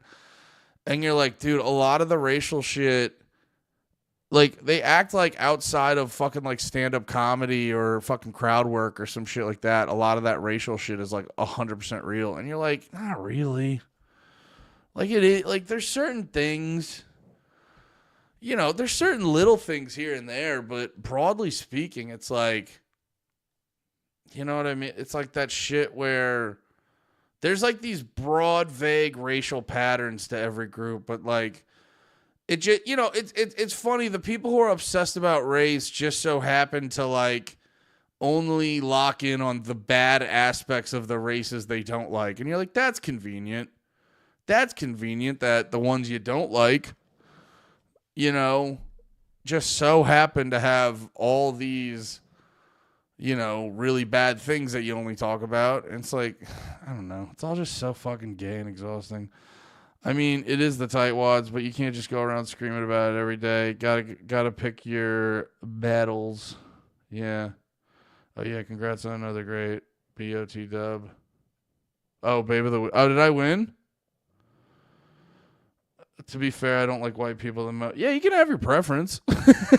You can have your preference. It's like, well, no, to what Moldy Toad was saying, you can't just go around screaming about it every day. And you're like, yeah, dude, there's also like just like there's rules of decency in society. And I know it's a Twitch stream, but it's like, dude, the funny part is like, dude, Slav, if you want to go do that, I mean, Nick Fuentes streams every night. You would have so much more fun in Nick Fuentes' stream and not mine. You know what I mean? Go say all that stuff over there, you fucking psychopath. It's kind of crazy. It's kind of crazy. God, we have such a good simp chat. Shout out to the simp chat on Reddit. Or, not on Reddit. Fucking Discord. Shut up on Discord. Someone talking to me on Discord? Who's talking to me on Discord? Sorry, I'm getting distracted.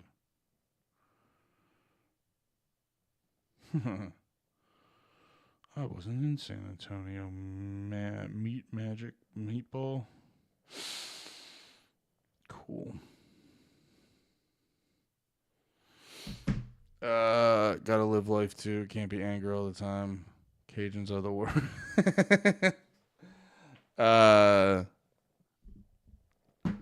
Yes, everyone get out there. On 3, everyone say their least favorite race. Also, lots of Union flags with signs saying things like, "This is a British household." Now, off camera, people have told us they hope that will be enough to stop their homes being attacked. Meanwhile, others are packing up and leaving. The family who lived here moved to Northern Ireland from Bulgaria a decade ago, but are now moving out, no longer feeling safe after rioters ransacked their home. It's not possible to wait to see what's going to happen. I have to save my children. 10 years we live in here and work and pay rent normally.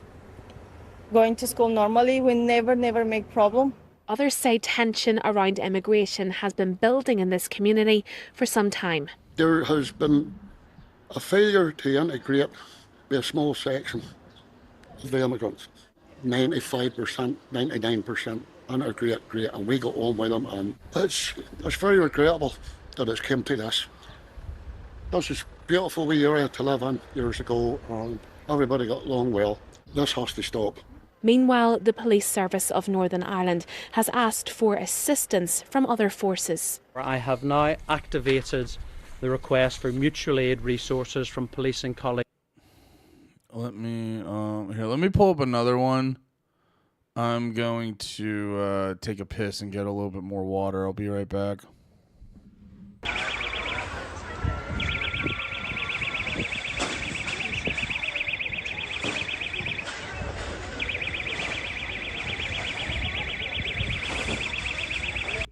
Oh, yeah, that's not a good video.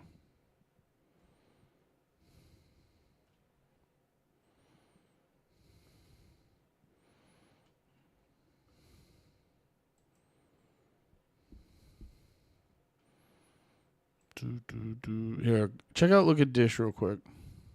You're so scared. Well, I'm not a big, food trier guy. I just totally blew it. Consistency here. Have you ever met somebody that doesn't like to go out to eat? No. Water will be like right there, and then you have to wait. Good boy. Do I talk at the camera? It doesn't matter. We're just hanging out with us. Yeah. I have COVID. I don't smell anything. Does blood fly now? Yes. Ow! Yeah, I had the palate of a child, so. They just bounce on each other like perfect tits. How do I start? Thank you so much for watching Look at Dish. We've got a bunch of new stuff coming out. We're going to be churning these out, and hopefully you guys really enjoy them. Every Thursday. There's a bunch of old episodes on the Patreon, patreon.com/StuffIsland. Yeah. And also, don't bust our balls, because some of these episodes are from 2.5, 3 years ago. We didn't have lav mics, we didn't have lighting, we didn't have any of that shit. So you're going to see evolution of this show. And once a month, you're going to see where we're at now with the big boys. I'd almost say you're going to love the old episodes because they don't have lav mics and we don't have a camera crew and they're very shitty. Yeah, and just on brand, Chris disagrees with everything I fucking say. And that's why this works. Thanks for watching, share, and subscribe. Support the team. Smash that like and subscribe button. Don't do that. Don't do that. Dude, that's crazy. Keep that, though. Yeah, this is sweet. A sweet, quiet purr and the hum of an oven. This is Look at Dish. That's a fly. It's a fly. Killed one. We're making gnocchi. We are. Gnocchis. Gnocchis. No, we're not making gnocchi. I always said gnocchi. It's a term. Yes, of course, it's sexual. How long did you know about the gnocchi? What do you mean? In general? Yeah.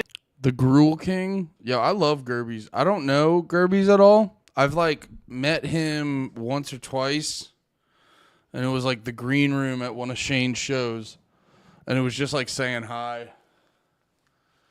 So I've never had like an actual convo with Gerbies, but God damn it. I've been seeing him in more shit because he's, just because Tire Season 2 coming out and shit. And I was like, this guy's believed to have this guy's up to 400. This guy's fucking hilarious. Gerbies rules.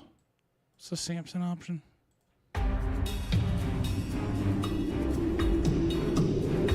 Who really presents the biggest nuclear threat to the world? Iran? Members of the Nuclear Non-Proliferation Treaty, who cooperate with the International Atomic Energy Agency? Or Israel, who refuse to sign the treaty and refuse to even admit they have nukes? Let's consider the nuclear weaponry Israel's believed to have. Up to 400 atomic and hydrogen nukes. including Play both at the same time. thermonuclear weapons in the megaton range.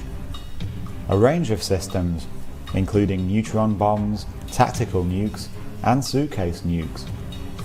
Delivery mechanisms, including Jericho intercontinental ballistic missiles with a range of 11,500 kilometers, and offshore second strike capabilities using submarine-launched nuclear-capable cruise missiles. Whilst Iran has consistently denied developing nukes, Israel has repeatedly threatened the world with theirs. Alright, this video sucks. This video sucks really bad. Let's just read. The Samson option is Israel's deterrent strategy of massive retaliation with nuclear weapons as a last resort against a country whose military has invaded or destroyed much of Israel. Commentated. That's so funny too. Rather than just like, oh, we lost. Rather just like losing, they'll be like, we're gonna blow everything up. It's crazy. It's actually like crazy. God damn it. You know what's so funny is like I got into I got into like the whole Israel Palestine, just Israel in general shit, cuz I remember just being like, you know, and I think most people go into it like this where it's like, oh shit, it's a fucking book. I have to get that. But like I feel like a lot of people go into it the same way I went into it, where it's like, you're like, the fuck are people so... Need Subway Surfer on the bottom. That's hilarious. But I feel like a lot of people go into it being like, the fuck's everyone talking about Israel all the time for? And then you look into it and you're like, oh, it's because they're like genuinely fucking insane. Like, I'm not trying to be a fucking dickhead, but like, if your strategy is, and we'll read more of it, but like, yeah, let's read it again. Israel's deterrent strategy of massive retaliation with nuclear weapons as a last resort against a country whose military has invaded and or destroyed much of Israel. You know, it's like, it's insane. You're like, oh, we'll, like, you could have the vast majority of our country. We'll still annihilate and like annihilate most of the world and send everyone into nuclear holocaust. It's like, what? It's crazy. Hey, Slav's back. All right, Slav, that was your warning. I don't want to ban you, but we're getting closer and closer to there. Yeah, it's crazy. Commentators have also employed the term to refer to situations where non-nuclear, non-Israel actors have threatened conventional weapons retaliation. The name is a reference to the biblical Israelite judge Samson, who pushed apart the pillars of Philistine temple, bringing down the roof and killing himself and thousands of Philistines who had captured him. When the Lehi militant group were discussing ways to assassinate General Evelyn Barker, the British Army commander in Mandatory Palestine, a young woman volunteered to do the assassination as a suicide bombing. She said, "Let my soul die with the Philistines," as a reference to the Samson story in the Hebrew Bible. Other members of the group rejected her offer. Oh, yeah, that's the other thing. Like, it's like, oh, we don't have nukes. Also, the Samson option. It is deep into the overnight hours in Israel and Iran, well into a night of more strikes. Everything is like Israel's on the right. Yeah, for real. It's like, yeah, it's not just that they're like violent and all this shit. It's like they're retarded. And they're going to like fuck everyone else up in the process. It's not a good combo. It's not a good combo. Violent and retarded. Strikes and counterstrikes by each on the other. And just moments ago, a senior Iranian official threatened to target the regional bases of any country that defends Israel, which, of course, the United States already is. In just the last several hours, air raid sirens have sounded in Jerusalem and Tel Aviv and reportedly in the southern Israeli city of Eilat, followed a short time ago by the all clear. CNN's Orton Lieberman was on the air in the middle of it.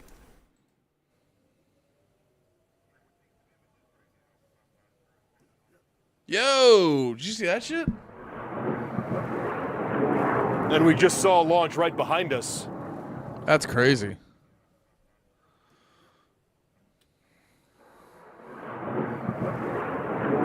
And we just saw a launch right behind us. In Iran, air defenses around Tehran have gone active. It seems like that one Iranian official's promise of a, quote, dark night ahead for Israel is coming to pass, or at least a tense and difficult one, as is this from Israel's prime minister. More is on the way. The regime doesn't know what hit them. Tony, that's hilarious. Baby, you're a firework. That's crazy. They don't know what will hit them. Benjamin Netanyahu leveled that.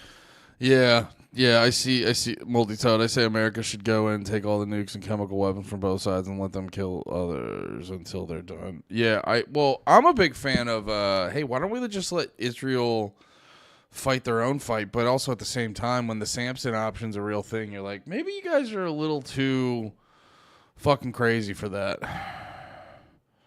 Isn't it funny? Isn't it odd how ISIS never attacks Israel? What are you getting at?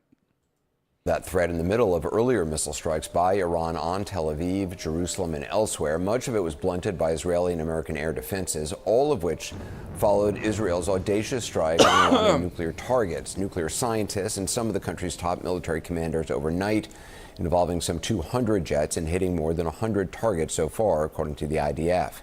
Now, some of it was carried out, according to Israeli intelligence, from a drone. I gotta be honest, those sensors make it look like a really fat woman. Base set up inside Iran, which is a remarkable feat given the repressive surveillance state Iran has long been. Now, what you're seeing is some Mossad video of some of that activity. The operation was designed, they say, to take out air defenses and hit air bases before Iranians could shoot down Israeli Air Force planes or scrambled interceptors. However, it was accomplished. The first strike decapitated Iran's military leadership, at least 4 top military leaders. The commander of the elite Islamic Revolutionary Guard Corps, the head of the Armed Forces General Staff, the Revolutionary Guard's Aerospace Forces chief. Iran also says 6 top nuclear scientists were killed, including the man you see here who once led Iran's Atomic Energy Organization. As for the nuclear facilities targeted, Iran is minimizing the damage done. However, the head of the International Atomic Energy Agency told the UN Security Council today that Israel managed to destroy the above-ground uranium enrichment plant in Natanz, and says Iranian authorities have notified the IAEA that facilities at Fordo and Isfahan were also hit. Now, earlier today, President Trump weighed in with 2 social media postings on the as yet unproductive U.S.-Iranian nuclear talks. In a post that also offers Iran an off-ramp if they make a deal. Quoting now from the president, 2 months ago, I gave Iran a 60-day ultimatum to make a deal. They should have done it. Today is day 61. I told them what to do, but they just couldn't get there. Now they have perhaps a second chance. Another post an hour earlier was darker, with the president warning, quote, Iran must make a deal before there is nothing left. Joining me right now, CNN's Jerusalem Bureau Chief, Oren Lieberman. Oren, what are you seeing, hearing at this hour? What's the latest here? Well, Anderson, it's worth pointing out that this is pretty much the 24-hour mark from where this all started during your show yesterday as we hopped on air at the beginning of the first wave of Israeli strikes. That has very much continued, according to Iranian state media, with more strikes in and around Tehran occurring just a short time ago. Meanwhile, we have seen just a short time ago from this very spot a third wave of incoming Iranian ballistic missiles that once again essentially sent off red alerts across the country and once again forced many Israelis and many citizens into bomb shelters here. We even saw interceptors launched right behind us, saw what appeared to be intercepts, and certainly heard perhaps 10, a dozen, or maybe even more intercepts in the skies behind us. Those incredibly loud, thunderous booms can be heard for miles, saw falling shrapnel, with both Israel and Iran essentially promising one another and vowing to the wider world that this isn't over yet. Perhaps it is just beginning here as we see more strikes from Israel carried out in Iran, and Iran promising to carry out more ballistic missile launches against Israel. We saw that begin with drone attacks much earlier in the day, but now Iran promising there will be more ballistic missile strikes to make sure that Israelis don't have a quiet night. And that's very much what we have seen playing out over the course of the past several hours here. According to Israel's emergency responders, 7 injured in the latest round of Iranian attacks. But again, Anderson, this could very well just be the beginning. Even if it's not ground troops fighting, it is very much an air war here. And Oren, I just want to be clear, because Isn't Anderson? Great comment, Derek. Damn, do we live in hell? Feels like that sometimes. Isn't Anderson Cooper a Vanderbilt or something? Yeah, he's got like insane ties to like whatever his origins are. Crazy. We're showing video from earlier today. When was the last time there was incoming from Iran to Israel, hitting either taken out by Iron Dome or actually hitting on the ground, whether it be Jerusalem or Tel Aviv or elsewhere? I think it was just about an hour and a half ago. It is 3:05 local time here. It was Gloria Vanderbilt. Right around 1:15 local time, maybe a little after that, that red alarm and red alert sirens went off. Not Cooper has AIDS also. Yes, that's true. Not only in Jerusalem, but we could hear them throughout the surrounding area, and we saw interceptors fired off behind us and saw incoming as well. We mentioned the threat from Iran to target regional assets belonging to any countries that help Israel. Interesting, because last night the initial statement from Secretary of State Marco Rubio, which was the first statement we heard from the administration, was essentially pointing out that the U.S. was not aware of this, not involved in it. Clearly, that posture seems to have changed now. What more do you know about what the threat is coming from Iran right now about hitting other regional partners? Well, the U.S. statement was it seemed very carefully worded, that the U.S. had not taken part in the offensive side of this. Israel was acting on its own. But we know, having talked to U.S. officials, that the U.S. was very much helping Israel on the defensive side. Once there was incoming, there are U.S. THAAD batteries, also U.S. Patriot missiles stationed across the region, and it seems some of that helped intercept the incoming Iranian ballistic missiles. So it seems that's where the Iranian threat is pointed. Yes, there are other countries that make up what U.S. Central Command created, which is a network of detection and interception. Other countries take part in that as well, not just the U.S. and Israel. These are the videos of their bombs. Damn. See it right there. Iran bombarding Israel. The cities of Tel Aviv and Jerusalem getting hammered with missiles from Iranian troops. Smoke can be seen rising from buildings in Tel Aviv. Israeli military says dozens of missiles were detected. Now, this comes one day after Israel launched a wide... Dude, that is actually crazy. I do feel for the Israeli people, too. Dude, even the most brainwashed Zionist of the group, it's like, your government's full of a bunch of fucking psychopaths, so you have to just deal with this shit on a regular basis. Bombarding Israel, the cities of Tel Aviv and Jerusalem getting hammered with missiles from Iranian troops. Smoke can be seen rising from buildings in Tel Aviv. Israeli military says dozens of missiles were detected. Now, this comes one day after Israel launched a wide-scale attack on Iran, which killed at least 3 top Iranian military commanders and took out nuclear facilities in Tehran. Fox's Connor Hansen reports. Israel says it will keep up its strikes against Iran, but its citizens are already seeing retaliation. Yeah. Also, too, to get... I've heard to get the news anchor job, the first question they ask you is like, do you sound fucking retarded when you talk?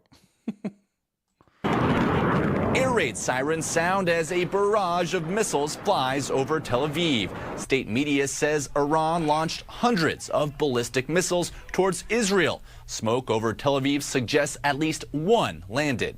Iran's supreme leader vowing revenge. Life will become bitter for them, without a doubt. Iran's retaliation comes as Israeli jets continue to carry out strikes on Iran. The IDF releasing detailed graphics of nuclear sites it says have been destroyed as Iran was stockpiling enriched uranium. And video shows Israeli Mossad operatives working deep inside Iran to take out key defenses, even smuggling in drones. Israel uncovered clear evidence that the Iranian regime was planning a surprise attack in coordination with their proxies. Some of Iran's top military leaders and nuclear scientists have been killed. The U.S. has moved warships and flown in jets to protect personnel in the area. The president posted on Truth Social, quote, 2 months ago, I gave Iran a 60-day ultimatum to make a deal. They should have done it. Today is day 61. I told them what to do, but they just couldn't get there. Now they have perhaps a second chance. The world is safer this morning than it was when we all went to bed last night, and the Iranian people are now given a real opportunity. Prime Minister Benjamin Netanyahu says strikes could last at least 2 weeks. Jesus Christ. This all feels like I'm in a fucking weird movie. What the fuck was I going to look up? Oh, yeah, I wanted to look that up. Oh, yeah, also, too, I had this that I wanted to watch. Where was it? I had some good stuff bookmarked. Smoke rises. Oh, this made me laugh really hard. Smoke rises over central Tel Aviv. White smoke indicating a new Jeffrey Epstein has been chosen. God, that's a good one. Never screenshot a tweet so fast in my life. Yeah, it gets old. Well, no. I need to be more sparing with my likes. You don't get a like because you fucking stole someone else's tweet. I don't do that no more. Andy Malafrina don't fucking do that no more. And then there's Douglas Murray being a bitch. Oh, yeah, and then there's everyone's favorite Fed, Ian Carroll. I don't think he's a Fed. I don't know. He seems to be like, Feds don't usually, no such thing as Israeli people. Hilarious. Feds don't usually say the exact thing the government hates constantly. Like, don't get me wrong. Like, I think a lot of times people are like, Ian Carroll's a Fed because he doesn't look fucking insane like every other conspiracy guy that knows the shit he knows. I think that's a big reason why people think he's a Fed. But I just go like, what about him benefits the state? You know what I mean? And I don't see it. I think he's literally just like, he does deep dives into shit that the administration doesn't want you to talk about, and then he goes and tells you to do your own research, and then gives you files to do your... He gives you links and stuff to do your own research. I think people call him... I think people call him Fed because of his presentation. And yeah, I don't know who Ian Carroll is, and I'm pretty deep in conspiracy circles. I hear the name, seems like a plant to me, but I don't know. No, I get it. I had the same instinct. I just and I'm genuinely asking the question. I go, what about him though? Because a lot of the dudes who, that's why I like Sean Ryan. Okay, perfect example, Sean Ryan. Everyone thinks, well, he's literally a Fed. He literally used to be like a Fed or an Army guy or whatever the fuck he was. But, is he actively helping the CIA? Is he a Fed in the sense that the Sean Ryan show's just a ruse? And it's like, you watch that and you go, oh, yeah, because, he has the association. He has very pro-government conclusions to things. I get why people think he's a Fed. Now, I think Sean Ryan's just a useful idiot. I think Sean Ryan's more of a useful idiot than he is a flat out Fed getting orders, but that's just me. But I go and I look at that and I go, I get why people think Sean Ryan's a Fed. When I see Ian outside of his appearance, it's because, good looking dude, doesn't look fucking insane, well spoken. Tonya said the mustache, he physically looks like he is a Fed. Yeah, he's this guy over here, the mustache guy. I get it because he has the tick. I think people just more cringe, and then also there is a group of people that are I think very obviously just jealous of him because he kind of. I will say though, well, I'm mixed on it. A lot of times he'll be people will ask him about his origin story, and there's not a lot of detail. He doesn't give a. But also, he could be better at, keeping his past private. Because it's not like he has no past. There's just not a overwhelming bit of details on his past. But that's also because, I don't know, maybe he actually was able to keep it. But that's the part that I understand, is there's not a lot of detail about his past. And also his story, whenever he says his story, like, here's my thing. I think he's being disingenuous because he clearly wants to be an influencer. But I think it's more like, because the way he tells his story, I go, really? Really? Like, you were a hardcore lefty in college, and then COVID radicalized you, and now you know, the day everything happens, you have, like, now it makes more sense. Like, I'm sure, you know, he works for Candace Owens. He's got a team, all this stuff. But, like, when he came up, like, I think, here's my conspiracy theory on him. I think he had people helping him for a while and never admitted to it. I think his rise definitely felt inorganic. But I think when it comes to the whole, like, the only thing I could see him being a Fed on is the fact that he's, like, the new thing they're doing is, like, the information overload, and he's becoming an addition to the information overload conversation.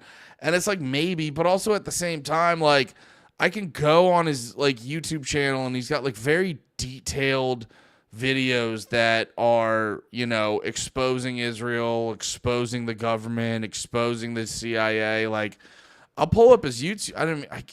I'm so good for a fucking sidetrack on some shit. Dudes who live isolated in a cabin in the middle of the woods are a trusted and reliable source. Well, I don't know if he lives in a cabin in the woods, but like, I'm trying to find, like, yeah, I don't know what Fed is going on Jake Shields' podcast 9 days ago. You know what I mean? Israel, the Vatican, and the Mafia. Thumbnail, they blackmail everyone.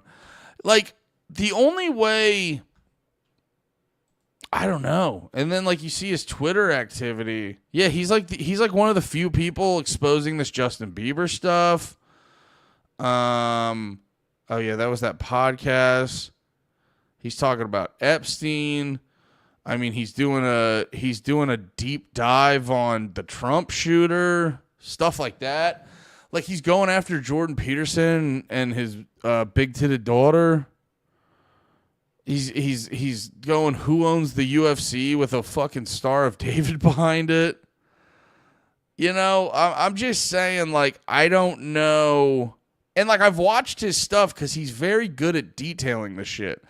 I don't know who in the government this benefits. You know what I mean? He looks like a Temu Billy McCusker. We only trust war mode in these matters. I get it. I'm a war mode fan, so I usually default to Billy and Spud on all this stuff.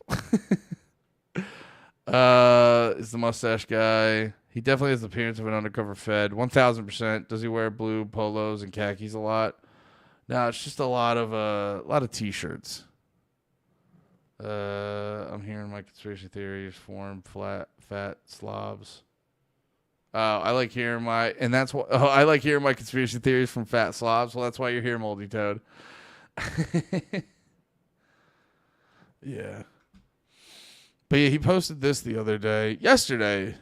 Actually, this guy's video is really quick. This guy's James Lee. He, I don't know what he is actually, but I've watched a bunch. His videos. Yeah, he does shit on Breaking Points. He has very, very good explainer videos.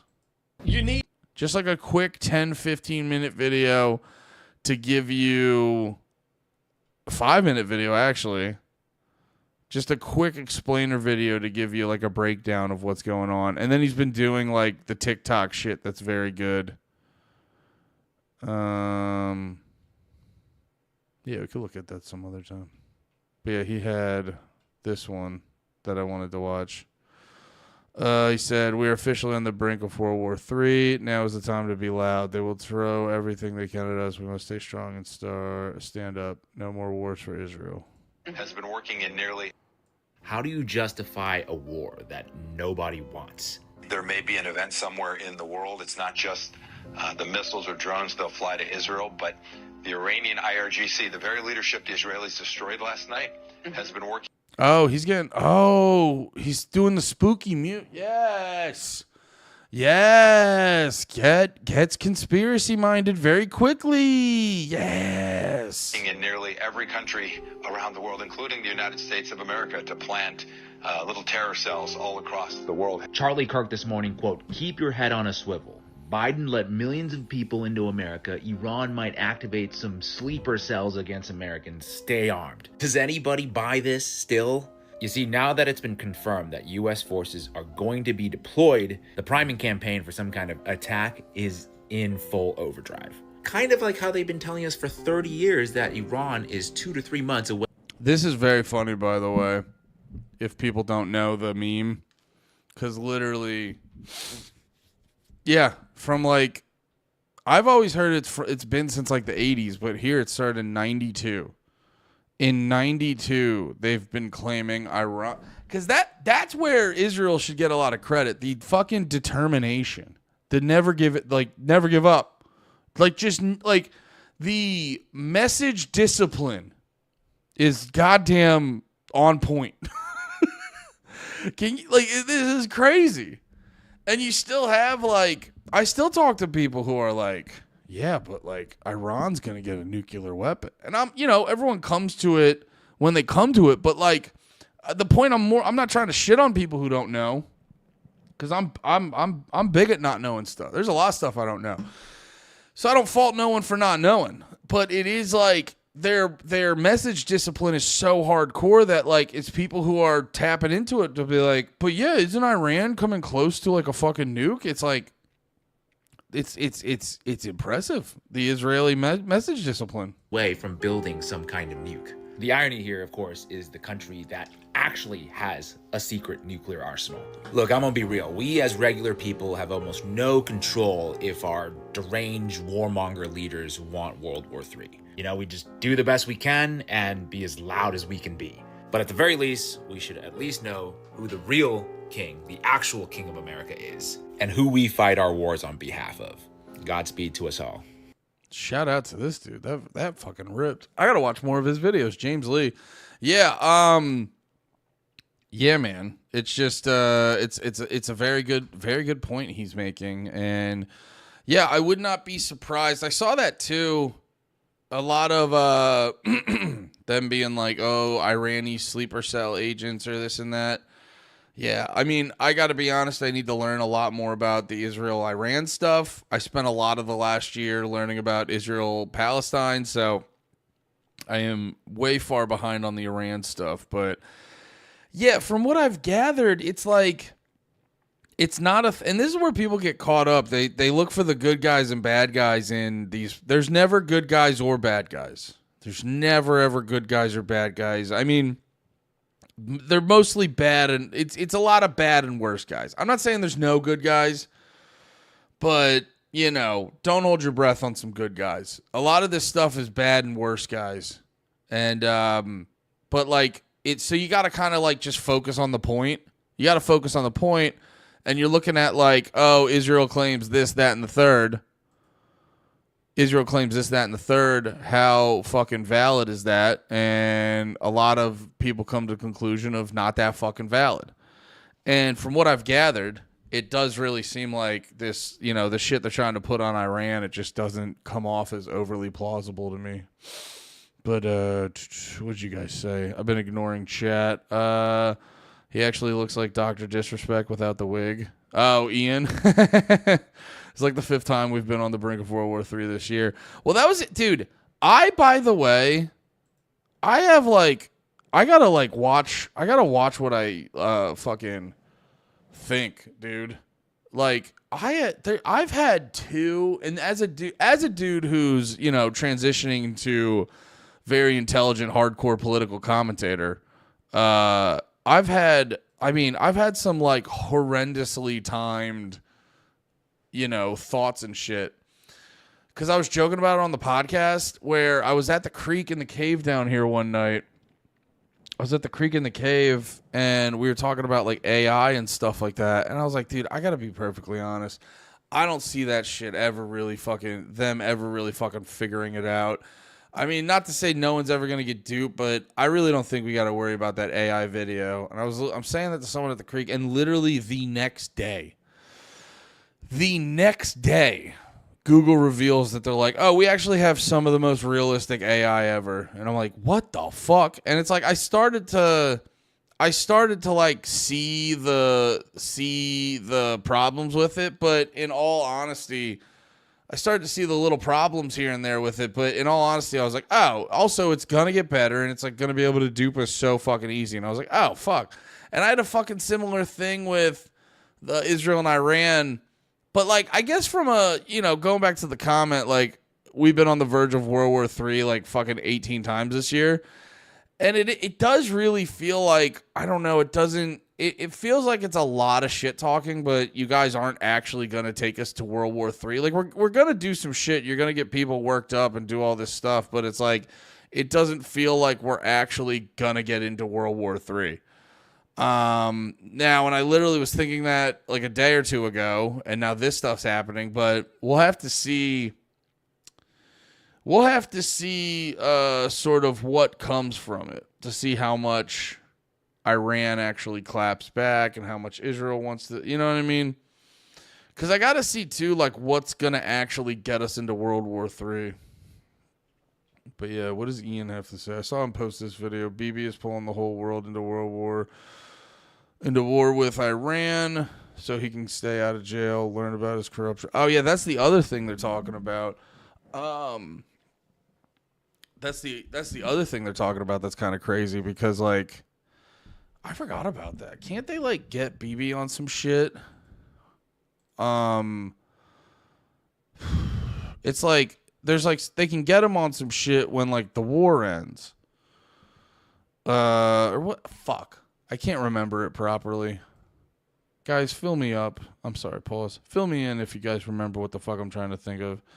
You know what they say, fifth time's a charm. I mean, if they close in 1991, imagine how much closer they are now. Yeah, true. Have you heard the Carmageddon song? The chicken got dropped by her record label for that song. No, what's that? DMG the entire list of people complaining for the last 30 years. Hell yeah.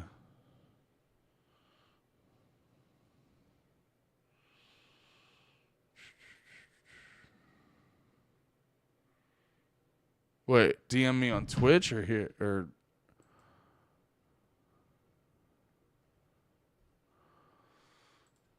Twitch. Carmageddon. What's that? Insta. Okay. Oh, but yeah, no, like there's some sort of, I forget the specifics of it, but there's some sort of trial they're gonna put Bibi on if he does. I'm actually, now that I'm saying it out loud, I'm sure Ian's actually probably gonna explain it. But yeah, there's some sort of thing he's gonna get in trouble for when all this stuff finally dies down. So yeah, what is this? Play from the start.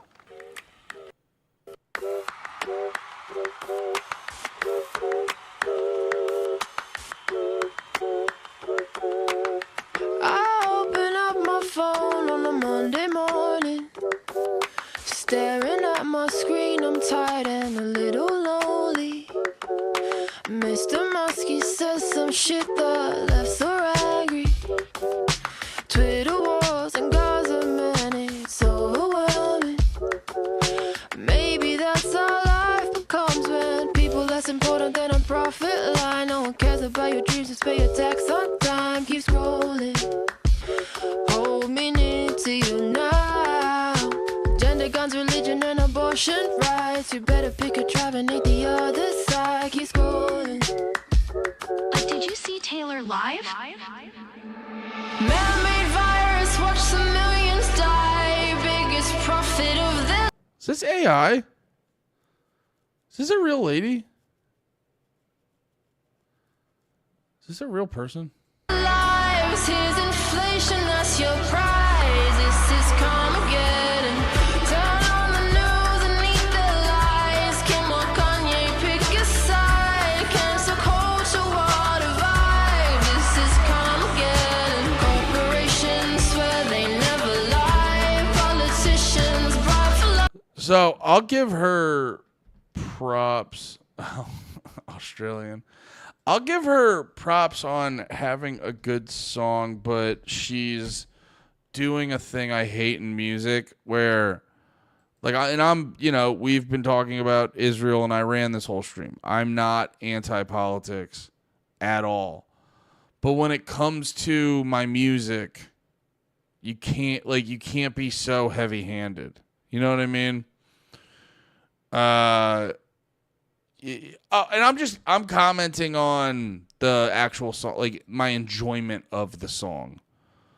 I just I get annoyed with this kind of stuff because they do this kind of stuff knowing they're like gonna get in trouble. And then the right is really good at rallying around her and being like, girl boss Tom McDonald, 1000%. Thank you, Tonya. That's the best way to put it. Yeah, it's girl Tom McDonald. So exactly. Boom. Whoever this lady is, we got her. This dude from InfoWars interviewed her. Jimmy Dore interviewed her. Blah blah blah, and they're able to put out, okay to bad music. But because they just, they lean into the politics, and then they have a bunch of people being like, this fucking sucks ass, which it kind of does most of the time. But they're able to hide behind it, and it's a good business. Like, people are getting very good at swindling the right wing out of their fucking money, because like right wing people are much more. They're passionate because I was about to say they're much more passionate than the left, and that's not true. But they're like passionate in a different way, where it's just like, if anyone's fucking owning the libs, get fucked. You know what I'm saying? So it's like, I'm not saying it's not gay that she got fucking, wait, what's the breakdown? You. I'm good. How are you? I don't want to watch a whole interview. Let me look up an article. What's her name? IMA. Because it's like, well, what was her music like before this? Come see us on tour in Dallas. Awesome. Play from the start.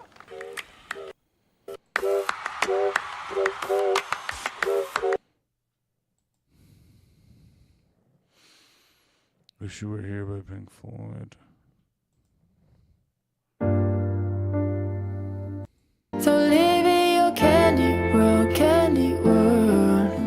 'cause I'm globalized. I got places that I really gotta be. Ooh. So familiarized with my face 'cause you. Yeah. And then like it looks like a lot of her older, all this shit from a couple years ago. This is 3 years old, and it got 63,000. That's not nothing. I'd kill for 63,000. But you see, like, the views aren't going nuts.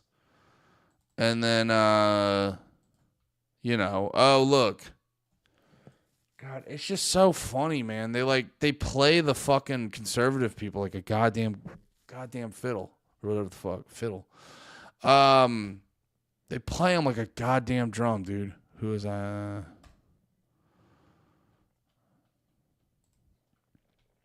Singer lost contract over Carmageddon song.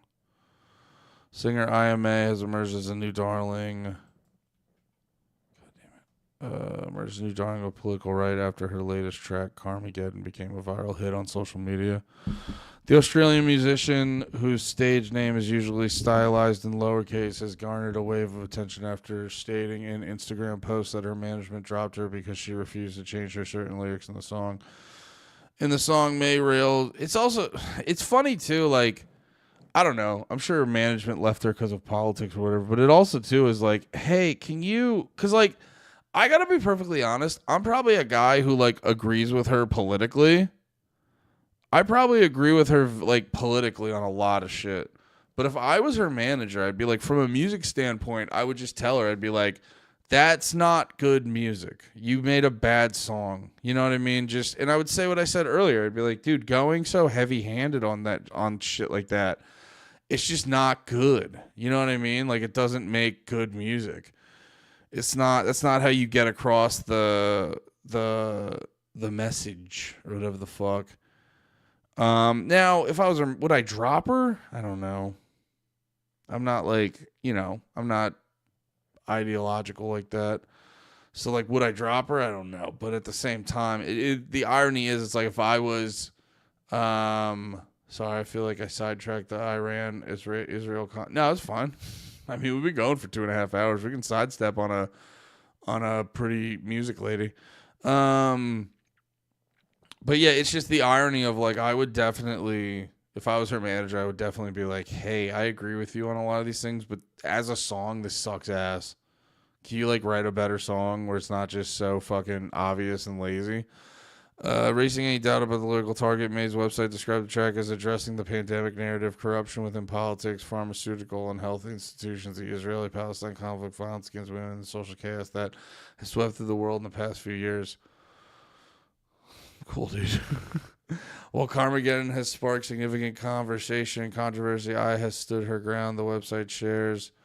She refused to compromise her vision when asked to change a key lyric line leading to the end of her contract with her manager. She chose to walk away from her record label, and now, fully independent, Aya continues to carve her own path as an artist. The track has caught the attention of those on the right by Ryan Fournier, a political activist and chair of the Students for Trump. Exactly. This week, sharing a clip of the song on X, formerly Twitter. Meet IMA. He captioned a video. Oh, here it is. Meet IMA, an Australian-based singer who just lost a contract with her management company because she refused to change these lyrics. It's amazing. It's not amazing.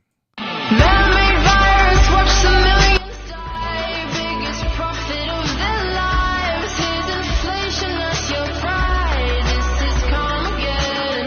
Turn on the news and eat their lies. Kim or Kanye, pick a side. Cancel culture, what a vibe. This is Carmageddon. Corporations swear they never lie. Politicians bar for life. War and war, it's genocide. Yeah, it's so bad. Brave and very Slake was yeah, we all would. Tonya, it's not a conversation. We all would. Crack Amigos Portney song is good enough political song. Yeah, Crack Amigos one goes hard.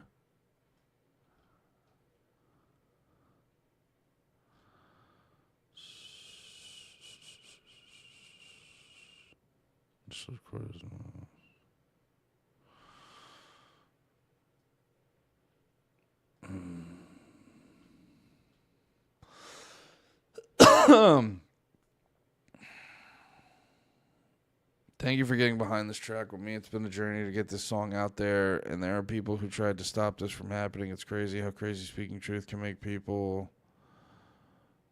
Wait, crazy how speaking truth can... Oh, what? It's crazy how crazy speaking truth can make people. I don't know why that came out. This just feels weird. Since when is it so much of the world desensitized to lies and so agitated? But yeah, this sucks. This sucks so much ass. Yeah, this fucking, and I'm like, I'm sure I feel like she just saw the writing on the wall and she's like, I'm not making any money. Let me turn political. Yeah, I don't know. Like, I get it. I guess technically it is like,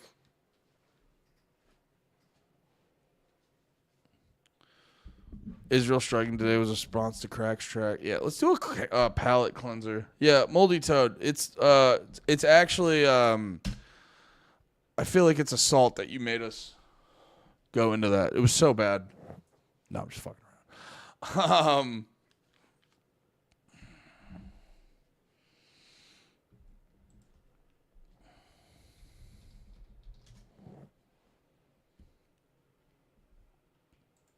Don't tell me to shut up. Don't shut the fuck up, you bald fuck. Oh, big boss man, don't tell. I'll tell you, you work for me. Okay, go ahead, continue. You little bitch, you work for me. Sure, I bet. For now. Oh, you don't? Okay, continue. You're literally saying people people should be allowed to make Jew jokes, say whatever they want. Yes, I think people should be allowed to make jokes. So how many motherfucking Jews have to be killed before you stop? Hey, you could joke about death, you could joke about rape, you could joke about Indians or dead babies, laughing at whatever the fuck that you want. Only one thing is sacred, that's Davy. Don't joke about Jews, nah. Don't joke about Jews, hey. Don't joke about Jews, don't joke about Jews, don't joke about Dave. You can laugh about blacks, you can laugh about gays, you can laugh about immigrants in them cages. Joke about anything on this earth, but if it's about Jews, then you might as well save it, bitch. Don't joke about Jews, nah. Don't joke about Jews, hey. Don't joke about Jews, don't joke about Jews, don't joke about Jews, don't joke about David, you are a homo, retarded shlomo, dishing what you can't take. Portnoy, the Jewish faggot, stop trying to drag it, mad at the jokes we make. El Rey's the Rente is losing his mind, loading my Glock, got him screaming out 9. How about I tell you some jokes, Mrs. Portnoy, and you tell me what's over the line. All of you people controlling the media, changing the weather, controlling our minds. Hollywood pedophile lawyers and slumlords that would do anything for a dime. What if I said something that you ain't like? What if I called you a kike? What if I noticed somehow you make money whenever a colored man spits in a mic? What if I told you that Israel is evil and it's time to rise up and free Palestine? Or maybe all parties involved are retarded and things would be better if all of them died. Especially the children, I hate them the most. Raise up your glass, I'm proposing a toast in honor of freedom to make any joke even though there's a victim within every roast. You could joke about death, you could joke about rape, you could joke about Indians or dead babies, laughing at whatever the fuck that you wanna. Only one thing is sacred, that's Davy. Don't joke about Jews, nah. Don't joke about Jews, hey. Don't joke about Jews, don't joke about Jews, don't joke about Dave. You can laugh about blacks, you can laugh about gays, you can laugh about immigrants in them cages. Joke about anything on this earth, but if it's about Jews, then you might as well save it, bitch. Don't joke about Jews, nah. Don't joke about Jews, hey. Don't joke about Jews, don't joke about Jews, don't joke about Jews, don't joke about.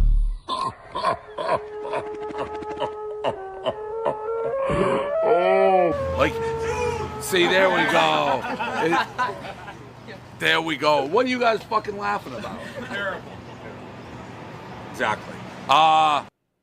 Yeah, I'ma break it down right now. Hey, what's the greatest way to work upon your freestyles? Well, for me, tools have never been much greater than that website random word generator. Now there's just one option, honestly there's a bunch of dope word generators, and I have a hunch that if you Google you can find them. The practice of rhyming, work on your couplets, put those in alignment. You can do it two ways, take the random word. It's the weirdest way to approach a freestyle. Oh, how'd you learn how to freestyle rap? Well, I went into this random word generator, and it's like, cool, dude. That's awesome, actually. That's actually so fucking cool.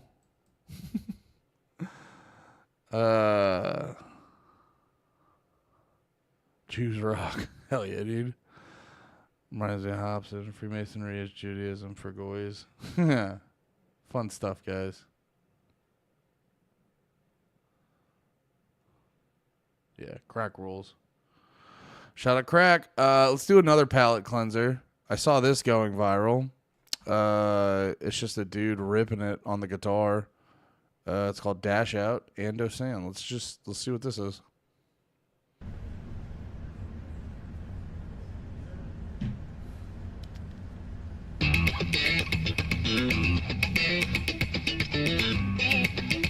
Yeah, I saw this part. I gotta say, out of the gate, slap bass on a guitar is pretty cool.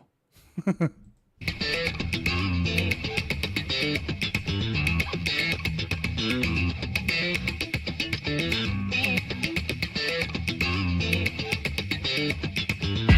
out on a bum nigga, big dog, I be in charge of Bob Killer. All my niggas is running 50, a true hitter. Struggling, running, I need another roof flipper. Hold down with the shit wet. Are you flipping another coin with the bitch dead? All passion but no glory when shit hits. Dash out on a nigga when he strip death. Or you feel that pause? Nothing to fear would be alarm. Most of your niggas are slipping, talking on with shame. Falling the shame, falling the pain, getting harm. Niggas can't cut, let the soul feed the farm. All laughter, no frown, to be real. You get back, you beat ass, you stay still. You feel that, your feet grass, you so feel. You dash out, you pass out, you say kill. Dash out, make a nigga pass out, let a nigga crash out, gotta keep it real. Send a nigga back out, gotta keep my ass out before I go to jail. Now I gotta keep it real. Yeah, dash out, make a nigga pass out, let a nigga crash out, gotta keep it real. Send a nigga back out, gotta keep my ass out before I go to jail. Now I gotta keep it real. Yeah, dash out, make a nigga pass out, let a nigga crash out, gotta keep it real. Send a nigga back out, gotta keep my ass out before I go to jail. Now I gotta keep it real. Yeah, dash out, make a nigga pass out, let a nigga crash out.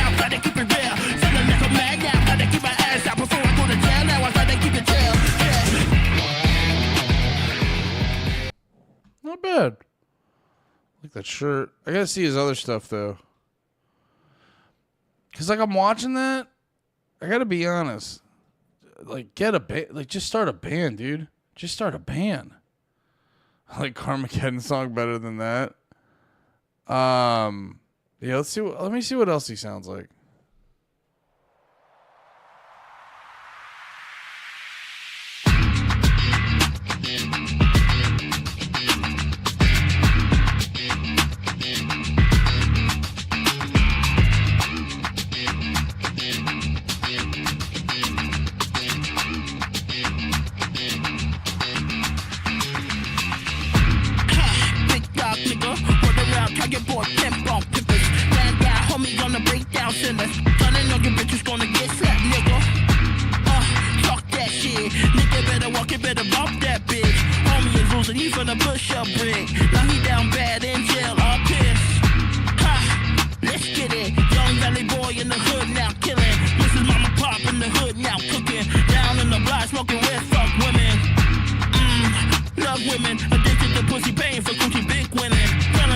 Okay, so that's kind of the thing he does. Yeah, I think the guitar is cool, and I think the idea is cool, but I would so much rather see him with, like, a full band. Just playing, like, what's the fucking band called? God damn it. What's Tony, what's that prog band called that they also have a black guitarist? I can't remember them. They don't sing. They just play in, like, weird time signatures and go fucking nuts. But, yeah, I almost think it'd be better if he was just rapping or just playing the guitar and had like a prog band behind him. The fuck is this?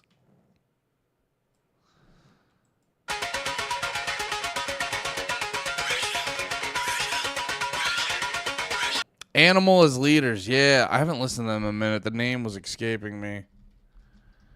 Animals as Leaders, yeah. They're fucking nuts.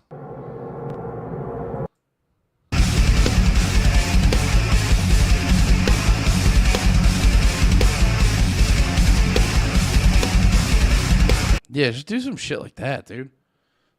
I gotta put them back on the fucking phone. Keep that. They're a good band to stay in rotation on. Here, I have to piss. I'll be right back, guys.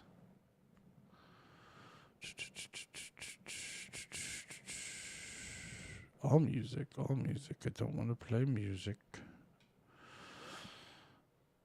Why is Frank Reynolds in a Cyberpunk video? Here we go. Watch Tim Dillon for a second. What level of privilege do you have to be in society to think that the biggest problem is fucking milk? Boomers, by the way, it's the first generation that has a shit ton of life experience and no wisdom.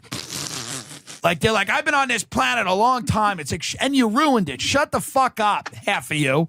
Not all of you, but a lot of you should just pipe down. Just go out quietly. You destroy. It's like you inherit a house. You burn the house down. Just leave quietly. Just exit quietly. Nobody in the natural world is handing each other trophies. There's no bear getting up at a podium and going, I am a voice for the voiceless. Do you think that there's another Epstein Island out there right now? 12. Better. Newer.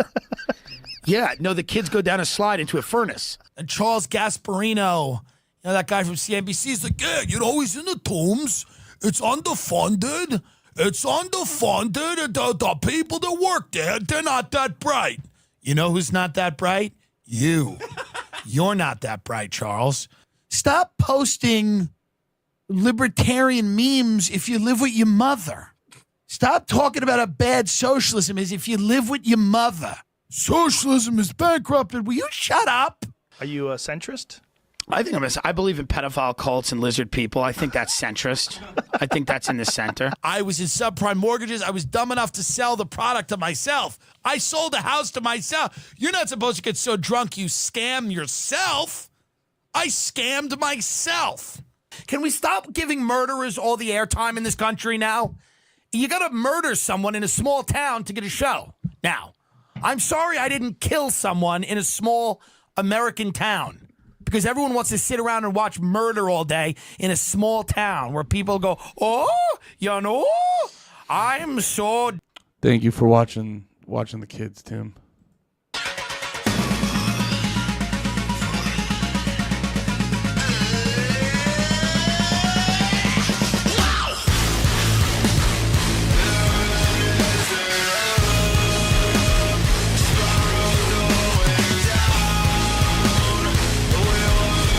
I'm gonna have to add them to the fucking list, Tony. That was crazy.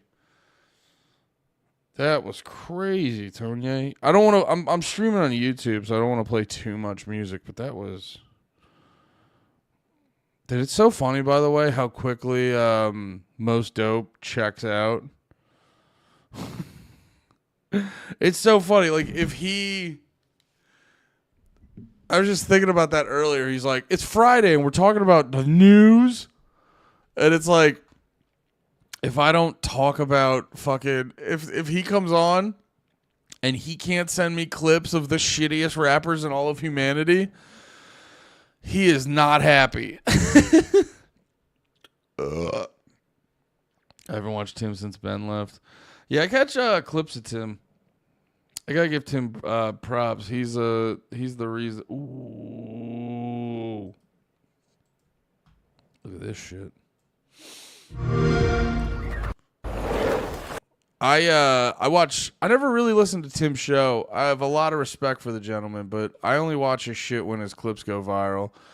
But you know, everyone's talking about Israel, Iran, but this possibly could be one of the most important things we need to talk about right now. I see that there is a new trailer for Tony Hawk Pro Skater 3 and 4, and it looks like I thought that was a Ninja Turtle, but I think is that Master Chief or is that the guy from Dune? Doom, I mean, not Dune, Doom. So yeah, Israel, Iran's very important, but right now, this is the most important thing in the country. So let's check this out.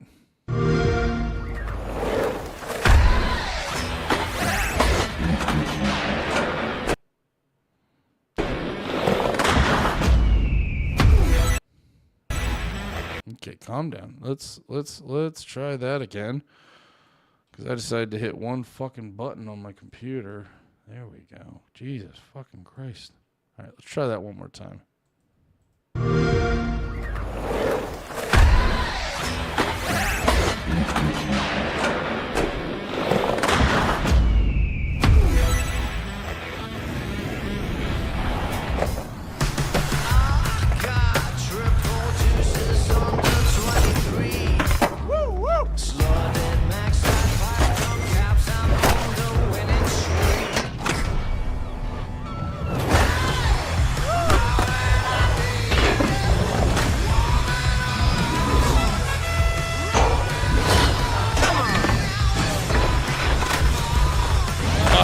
Yes. Watch it, mate. Yeah. Hey.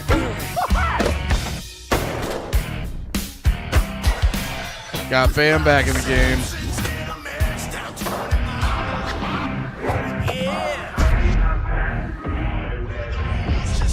It is the Turtles. Let's go. Or actually, I think in the thumbnail it was the Doom it was the Doom guy, but also Turtles are here.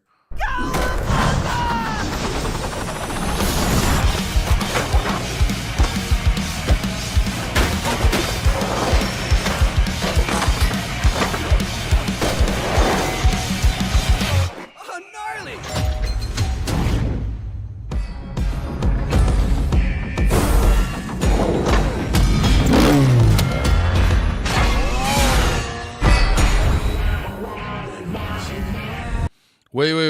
Did he just say play? Oh, wait, but that's Xbox. Is it not on PS5? Tony Hawk. PS5. Is it not on PS? Tony! Come on, man. Do not buy Tony. What? Who the fuck are you, you piece of shit? Well, they've ruined it. There you go. That's how I'm starting the video, because a few weeks ago I did a video about the Tony Hawk's Pro Skater 3 and 4 remakes for new consoles. I spent so much of my childhood and teenage years playing Tony Hawk's Pro Skater 4 on PlayStation 2 and loving it. And they've ruined it, okay? I was so hyped when I heard... I know it's clickbait. I know it's fucking clickbait. But I want this fucking pudgy fuck to explain himself. ...that they were remaking this game. I was so hyped when I heard that it was happening. I would have been day one purchase, but now I'm not even going to buy it at all, okay? This game... Oh, he's about to say because it's on Game Pass. You fucking piece of shit. You piece of shit. You turned me into a complete mark. ...has been ruined. They've officially ruined it. Let me explain why right. Okay. You know what? I'm gonna take the fucking bait. Give me it. Give me the bait. Let me where's the video, you fucking sack of shit? That was insane clickbait. Crazy clickbait. Wait, was there a click-through link? You fucking sack. Well, they've ruined... Shut the fuck up. Where's your click-through link, stupid? You dumb piece of shit. You can add a link. You can add a link to let me know how to watch your stupid fucking video, dumbass. Oh, here we go. All right. Let's go, fuckface. Well, they've ruined it. There you go. That's how I'm starting the video, because a few weeks ago, I did a video about the Tony Hawk's Pro Skater 3 and 4 remakes for new consoles. I spent so much of my childhood and teenage years playing Tony Hawk's Pro Skater 4 on PlayStation 2 and loving it. And they've ruined it, okay? I was so hyped when I heard that they were remaking this game. I was so hyped when I heard that it was happening. I would have been day one purchase, but now I'm not even going to buy it at all, okay? This game has been ruined. They've officially ruined it. Let me explain why right now. What's up, guys? Mike here. Welcome back to my channel. Hit the subscribe button for more pop culture content, more gaming content on your feed. Let's get into it. I said it at the top, I'll say it again. They've absolutely ruined it. There is no career mode happening in the Tony Hawk's Pro Skater 4 remake that was announced recently. And guys, that just sucks. There's no excuses for this. It doesn't ruin the game. What's this? Like, I know he's like doing a clickbaity thing. I know he doesn't actually care that much.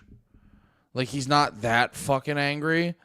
But it is also like, what's the fucking thing where video gamers, I've noticed that the more I've gotten into video games and shit over the years, they really have like spoiled brat energy.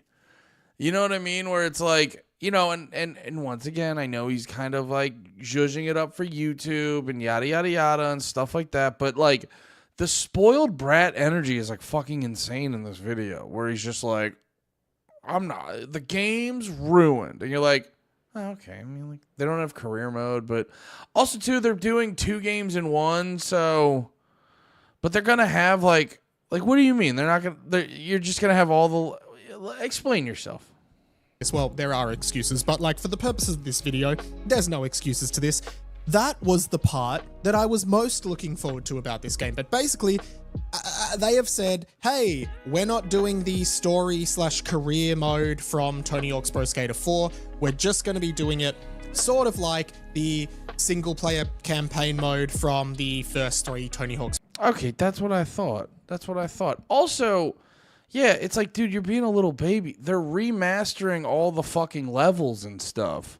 But also, too, this is going to come out, and I bet you this is going to be like $40 because the last game was $40. How much is Tony Hawk 3 and 4 going to cost? Yeah, $50. Yeah, they're just like remakes. It's not. They're just giving you the levels in HD, and like they're giving you the levels in a high quality setting. Also, they're also doing dude. Here's the thing: Tony Hawk is possibly one of the only few celebrities who's actually fucking cool and not a scumbag. For the most, they hinted at something in his documentary, but The vibe I get is Tony Hawk's one of the few celebrities who's not like an absolute fucking scumbag. And it's like, dude, I will, in the day and age where you grow up and your world gets ruined because everyone you fucking love and respect is just a sack of shit, I will not let you besmirch Mr. Hawk's name. Just like, dude, in a fucking, we're about to have a recession. He's remaking 2 of the greatest games ever, or I should say remastering the levels of 2 of the greatest games ever. He's giving it to us for fucking $50. And then I believe, because I did the digital download for the first 1 and 2 when they came out. I did the digital download for that. And I saw there's a thing you can update to the PS5 version for like $10. You know what I mean? It's like, brother, this is your complaint. It's like, oh yeah, every level's going to have skate and all those other things. And it's like, oh, but because Tony Hawk Pro Skater 4 doesn't have the exact game mode I like, this game's fucking stupid. It's like, you're still going to fucking play it, you lying sack of shit. You absolute piece of shit. Pro Skater games, which if you've played them, which I assume you have if you're watching this video, is basically like you have 2 minutes and you have to try and get as many goals achieved as possible. Like, gives you a list of goals and you go and achieve it as quickly as possible, as many as possible in those 2 minutes. And yeah, that was fun, but here's the thing. Then they shook things up a bit for Tony Hawk's Pro Skater 4, right? It was a step forward for this gaming franchise, right? It was like Neil Armstrong coming out of that spaceship, you know? It was one small step for game, one giant leap for game kind, and suddenly you have essentially like an open world Tony Hawk's Pro Skater game, okay? You're skating around town, right? You are talking to people, picking up little challenges and missions and goals, and there's no time limit. You're open, like it's completely free. You're skating around. It was so fun. Okay, I 100%ed that. Let's see if you can even spell. Try to collect the skate letters. And the reason they stepped away from the traditional Tony Hawk single player kind of mode of the 2-minute timer was because they were evolving. And now they've devolved, okay? This is like, you know, it's like if a Nidoking went back into a Nidorino. You'd be like, psh, like that's just not how it works. That's just not. No, it's not. That's not how it is. It's kind of if like you ordered a burger and then they gave you a side of fries and you were like, fuck yeah. And then they came out and they're like, oh, that fries wasn't for this table. And then they took them away. And it's like, you know, you weren't supposed to have this anyway. Now you're getting greedy. How it works, and I understand why they're doing this, because I assume there's a few reasons here. One, budgetary, okay? Like, there was a lot of voice acting in that from real people, you know? You had a bunch of skaters who would... Here, wait, let me see what's up with this, because I can't, like, I get his, reactions. Here, let's click on this. I get his initial feelings and reactions. He is still being a huge fucking baby. But also at the same time, like, they're gonna, I can't imagine they're not gonna find a happy medium to this. Hello there, lovely people. It's Alex from Nintendo Live here, and I wish I was coming here with better news, but as I woke up this morning and was browsing my depression rectangle as everyone does, I saw some bad news biscuits, baby. The worst kept secret in gaming at the moment, after the Switch 2, of course, is the... What's the man-child thing right now? I'm sorry, I'm ignoring the comments. What's this man... I saw some British fucks. It's still a British fuck. I'm not racist, but I will be xenophobic to British fucking people. I saw Andy doing Ollie on Instagram like 5 years ago, and that's when I fell in. Oh yeah, I'm a skater. I shred, and I was in fucking work boots and high vis, dude. It's one of the proudest moments of my life. That's when my nephew was like, "This guy's cool." Skate has the Hall of Meat, where you get points to crush bones. Has there been a skating game that realistically simulates injuries? But yeah, Skate Just skate. They do a pretty good job. Yeah, Tony Hawk was ready to pull the Wild game if Bam wasn't in it because Activision wanted to leave Bam out. Yeah, Tony Hawk's a good dude. The fact that Tony Hawk's Pro Skater 3 and Tony Hawk's Pro Skater 4 are being remade in Tony Hawk's Pro Skater 3 plus 4. So it must be 7. Not entirely surprising, 1 plus 2 were really well received, and after 1 and 2, 3 and 4 make sense. And 4 especially holds a particularly special place in my heart, because that's the one I grew up with. I didn't play 1 or 3 or even 2 when I was growing up. I played 4. It should be here somewhere. Why the hell didn't I put these in alphabetical order? Here it is. This is my original copy from when I was just a wee nipper, and I loved this game to death. It was so rebellious. It was so American. It was so different to the world that I lived in. And it was utterly, utterly intoxicating. I wasn't... It's a good point. Stupid ass voice aside, Tony Hawk 4 had to have ripped so hard as a non-American. You just get a full taste of how fucking sick we are. Even that big into skateboarding, but just the cool that oozed out of this thing. I'm never going to forget it. So a remake should be a cause for celebration, shouldn't it? Especially when it's bundled with 3. Never played that one. What's that going to be like? Well, unfortunately, the big thing that makes Tony Hawk's Pro Skater 4 Tony Hawk's Pro Skater 4, unlike the other games, is the career mode. The career mode is very different. It's kind of... it's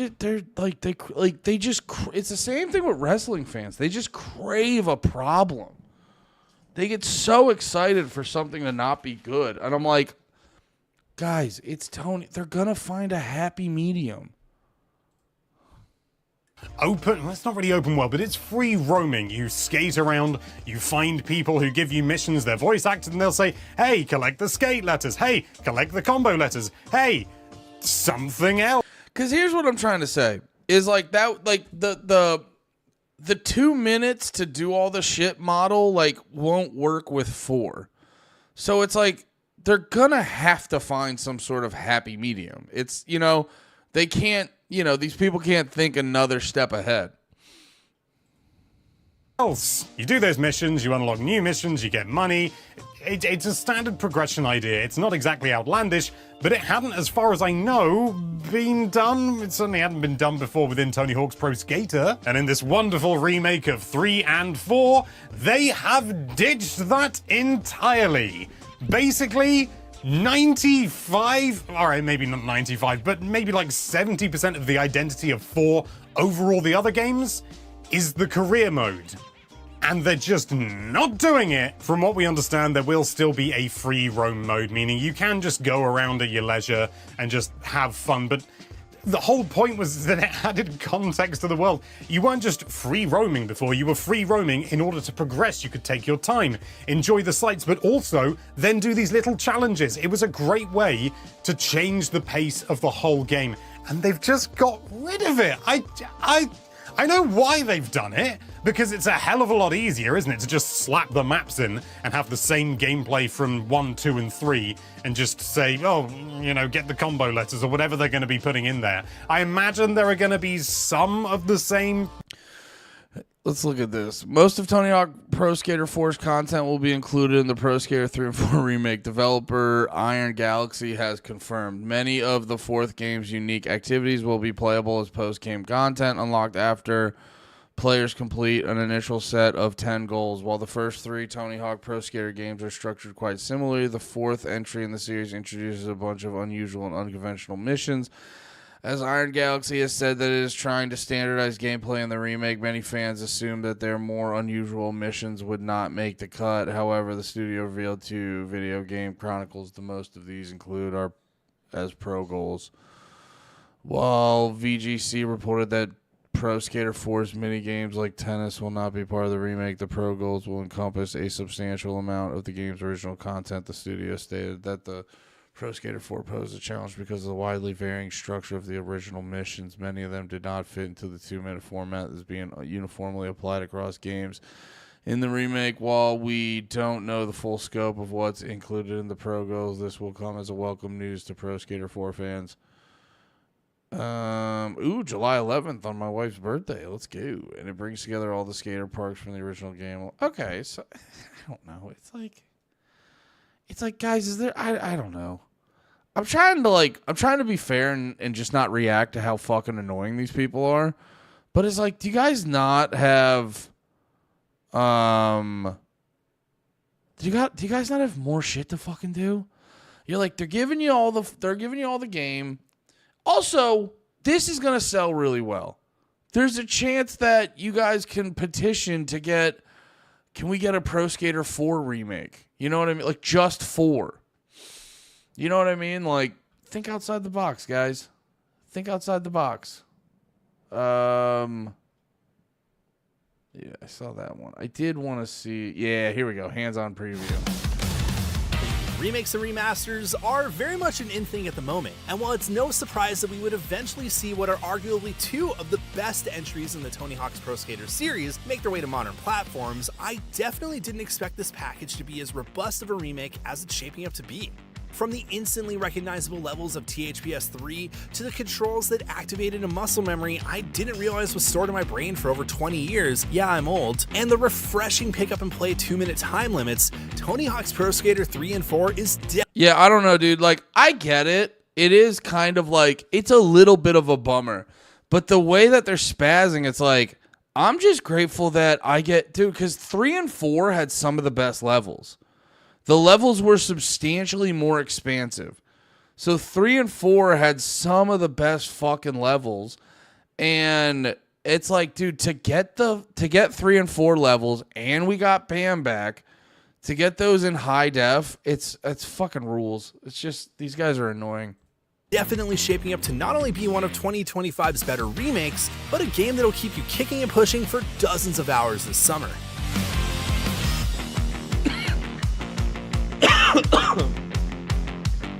As the name suggests, Tony Hawk's Pro Skater 3 and 4 is a remake of both games with a modern facelift, new parks and skaters, and most importantly, a banger of a soundtrack. It plays exactly like it did back when it was released on PlayStation 2, and it's clear that this is definitely an if it ain't broke, don't fix it kind of remake. There's a sense of nostalgia I felt when revisiting classic maps like THPS 3's Suburbia and Forest College, and while those definitely look much better now for, obvious reasons, it still felt like the same. The college level ripped. Oh, the college level was so fucking good. Yeah, man, dude, to get the college level in high def, very exciting. Here, wait, shit.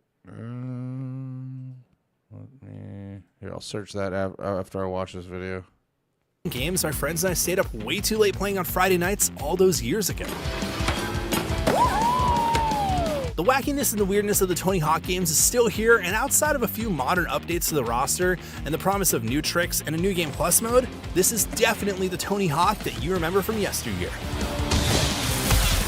That's not to say it's all hard flips and smooth pavement though. While Tony Hawk's Pro Skater 4 plays really smoothly and the inclusion of the traditional 2-minute timer works surprisingly well, the lack of the campaign mode is a bit of a sore spot in an otherwise promising remake. The game's purists might be let down from this, but after playing for a few hours, I didn't really miss it much. There's something refreshing about playing a game that respects my time and limits me to shorter bursts of gameplay in an age. Oh, you remember getting huge air off of a very tiny ramp? You just hit that ramp's so small, but you get huge air and you can do like fucking 3/900s. My time and limits me to shorter bursts of gameplay in an age where every game wants me to play it for hundreds of hours on end. While a career mode would have been a cool inclusion, there's still a lot here that's worth sinking your teeth into. Which one had Alcatraz? I believe that's one of the Thug games. It's something they didn't have to do and people don't have to buy, but the gaming community is partial to being entitled. Yeah, it's the, I've noticed it. Like, I mean, I have a little sympathy because it's like I didn't grow up gaming, so I don't get the full perspective. But also, as an outsider looking in, I mean, I grew up gaming, but I've never considered myself like a hardcore gamer. It's not a fair trade or not a fair label. But as an outsider looking in, a lot of gamer shit comes off really spoiled. Now, I felt that way about wrestling, and then I became a hardcore wrestling fan, and certain things made a little bit more sense. But still, wrestling fans can get pretty fucking entitled, and it's similar with gaming shit. It's like these games, you know what I mean? Like, these games take fucking months or years to make. It's a lot of hard work, a lot of people working on them. And then like pair that with all the fucking screw. But I get both sides of it, because gamers do get fucking, they just get fucking squeezed for every dollar on certain games. You know, a lot of these companies kind of like just turn their childhood into like some horror shit. Thankfully, nothing's been messed with and the gameplay feels natural. And within minutes, I was pulling off long grinds into manuals, back into grinds, and chasing that ever-elusive higher score while flying around the map trying to fill out Skate. After a few minutes of tripping over myself in a comically over-the-top way, the controls quickly came back to me, and I was flying around suburbia, heel flipping over cars, and popping off. Why is the video not working? That satisfying orchestra hit whenever I landed a special move. Ah, music to my ears. The new map Water Park felt like it was always part of the original games, and it was easily one of the most fun levels to grind around and discover its secrets.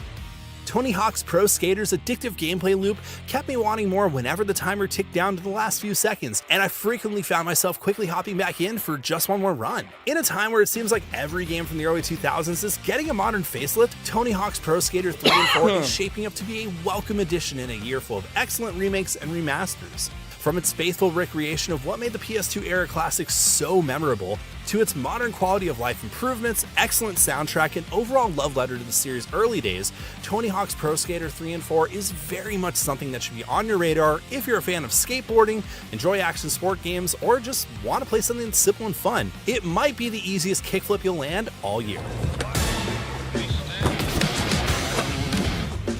For more previews of the latest upcoming games, don't miss. Hell yeah. Yeah, man.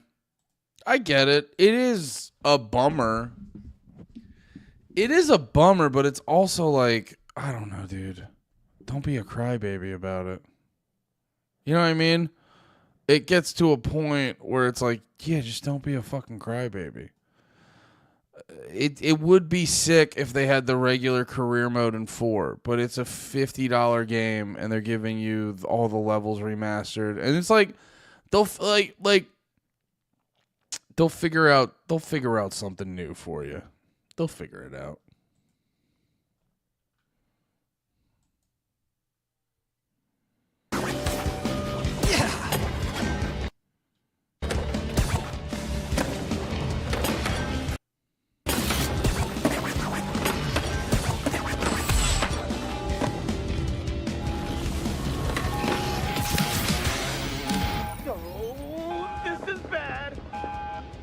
Out of my way!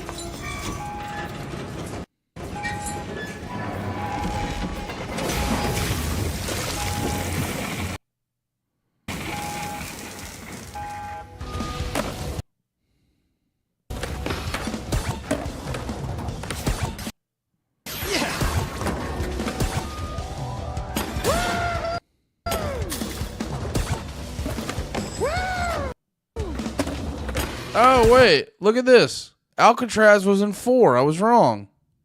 I thought it was Thug. I don't know why these videos are fucking...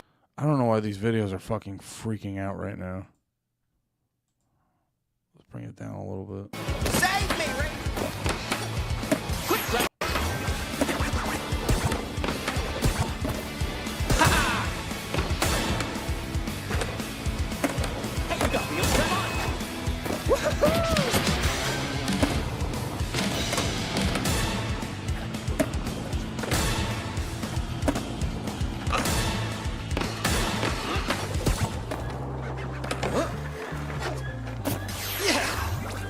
Kind of excited about Canada. I always thought Canada was a really good level. Rio's a pretty good level. Suburbia was whatever. Oh, yeah. Los Angeles was a good level. YouTube on desktop and fucking lately. Fuck you lately. I don't know. My computer's whatever. I'll blame the computer. There was, what else did I want to check out? There was some other stuff I wanted to check out.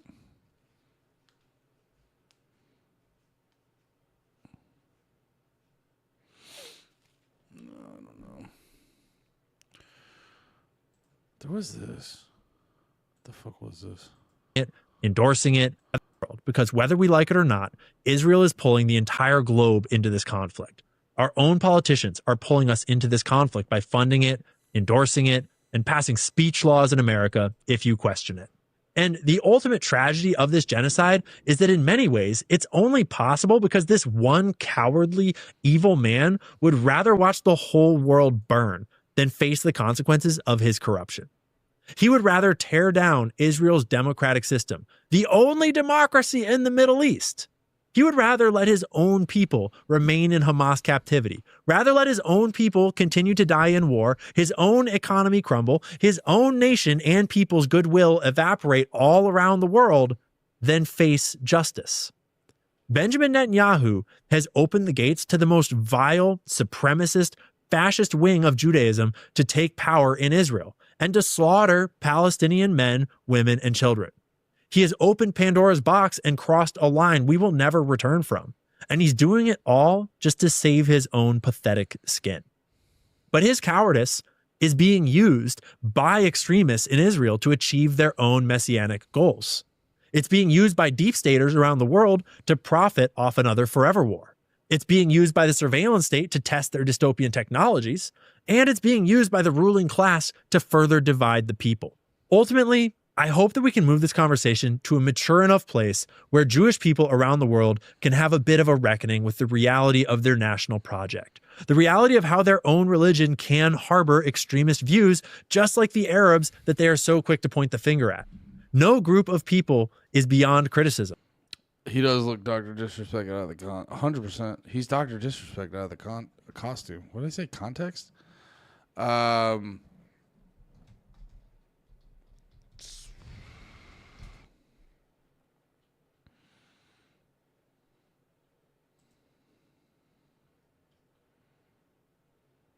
Oh shit, he really does.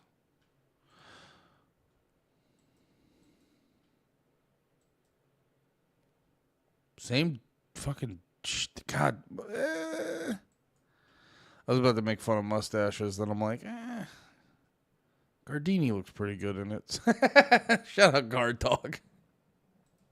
No group is exempt from the wickedness of humanity's darkest tendencies, and Jewish people face a unique and difficult reckoning.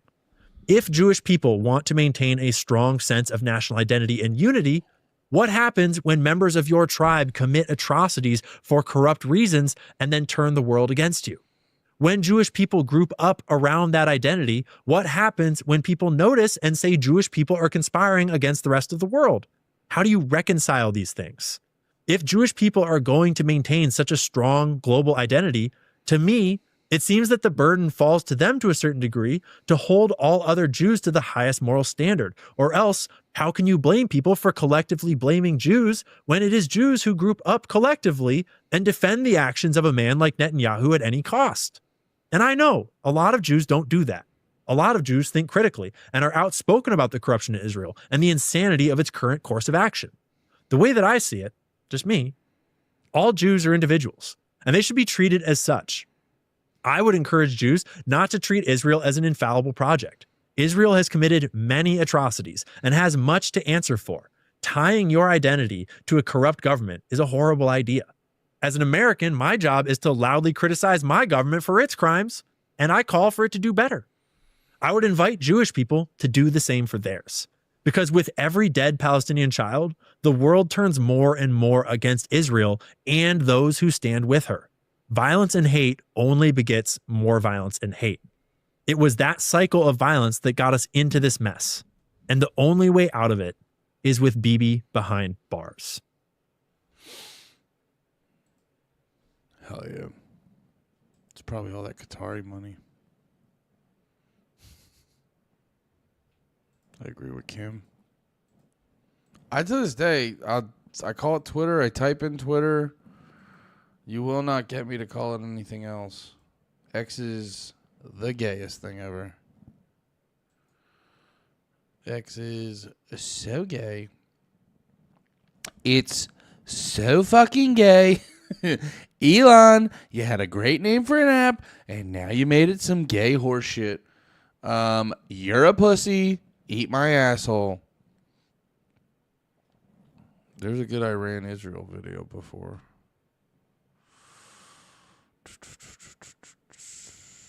High on Life 2? Was that the one where the gun talks to you?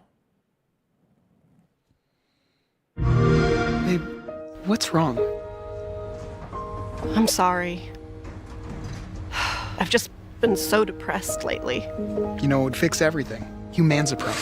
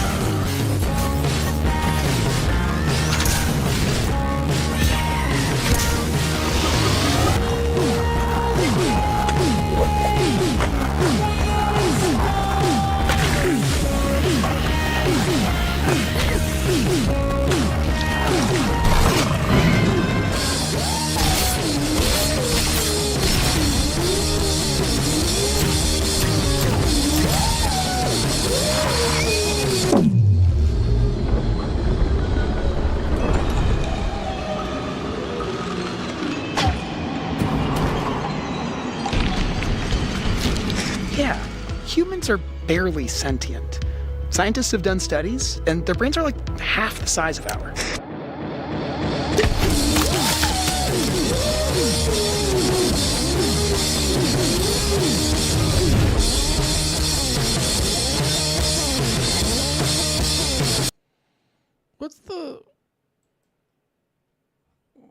What's the plot of this game? High on Life.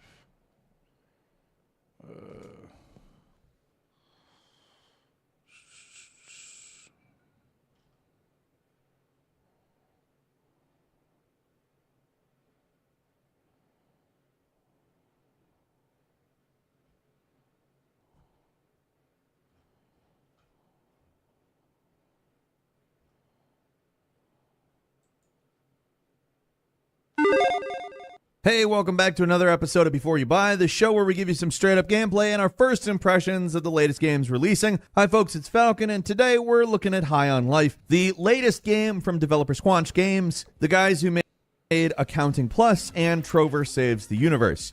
While those were pretty short indie games that were mainly meant for VR, High on Life is a more ambitious game for the developer. It's a full-price, single-player FPS action game with pretty much everything you'd expect from the genre these days. It's a pretty big step for Squanch, but the question is it any good? Before I get into the game's pros and cons, we gotta talk about the elephant in the room. It is a Justin Roiland game. If that name means anything to you, you should know what to expect. There's a lot of rambling, there's sometimes totally incoherent characters, there's over-the-top violence, vulgar humor, gross out stuff, and a lot of weird looking characters that are kind of half cute and half creepy. If you've seen an episode of Rick and Morty, you pretty much know what you're getting into. Now, to call this guy's brand of humor divisive would be a massive understatement. A lot of people like it, but if characters muttering constantly and talking over each other while saying stupid things is like nails on a chalkboard to you, you're probably going to hate the blast of dialogue that this game throws at you. That's kind of the gimmick.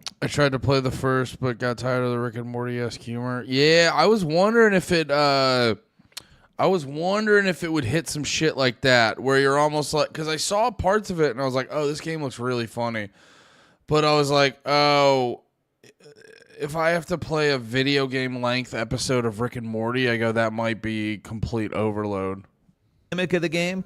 You got talking guns, and you should really just know that if Justin Roiland's brand of humor isn't for you, you're probably not going to be happy because it's a huge part of the game. In fact, I am a fan of Justin Roiland's brand of humor, and I have some criticisms that we'll get into later. But yeah, I think there's probably going to be a lot of people who start this game thinking it's something, realize that it's kind of an extension of Rick and Morty in some ways, and turn it off almost immediately. But if you stick to it, there's a lot to like. The story is as dumb as you'd expect. Earth gets invaded by aliens who want to use humans as drugs. Like, they get high off of however you would classify the way they ingest humans. So you pick up this little blue guy called a Gatlian, and you start blasting. You and your questionable sister escape Earth and team up with a washed-up former bounty hunter, and you start taking on jobs in Blim City, the ultimate goal of taking on the Syndicate and saving Earth. It's basically if the unreleased Prey 2, the not Arcane one that never happened, if you combine that with Oddworld Stranger's Wrath, you probably would have this. Would you guys watch me play this? Part of me wants to play this. I'm already sick of it. Moldy Toad won't watch me play it.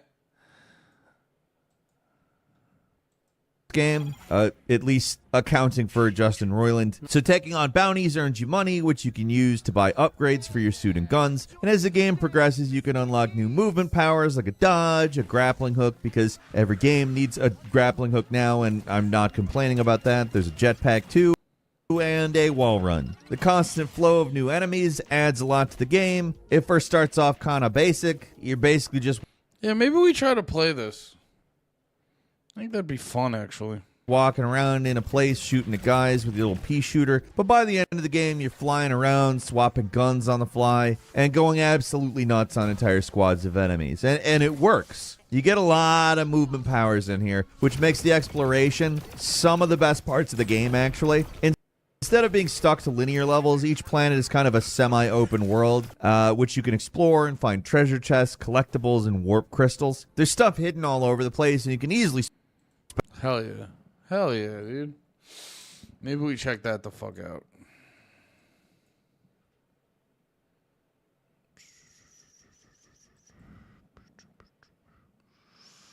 Decent gameplay, we'll say that. The edgy Tony Hawk game that everyone forgot about. What was that? We run FDR. Run FDR. It's a public park.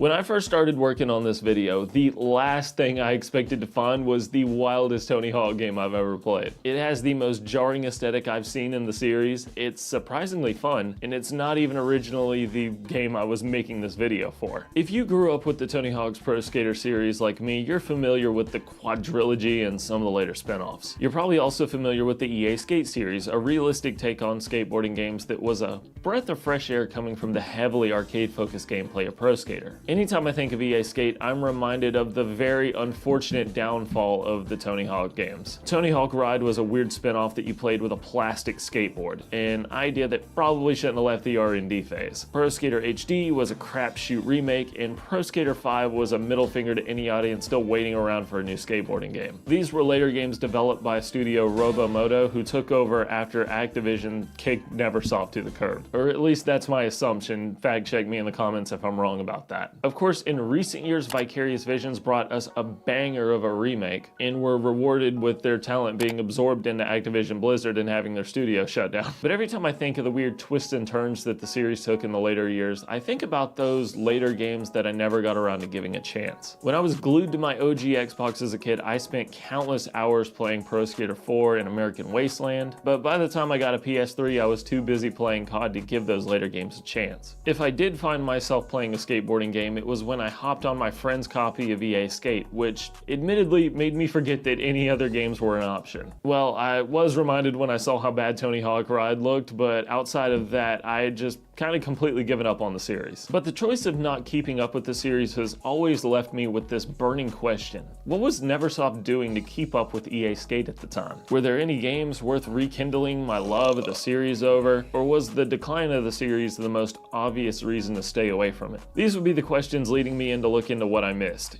And what I missed was potentially the most interesting time to be a Tony Hawk game fan. Say, champ, I've got a keen notion. My balls are flying everywhere.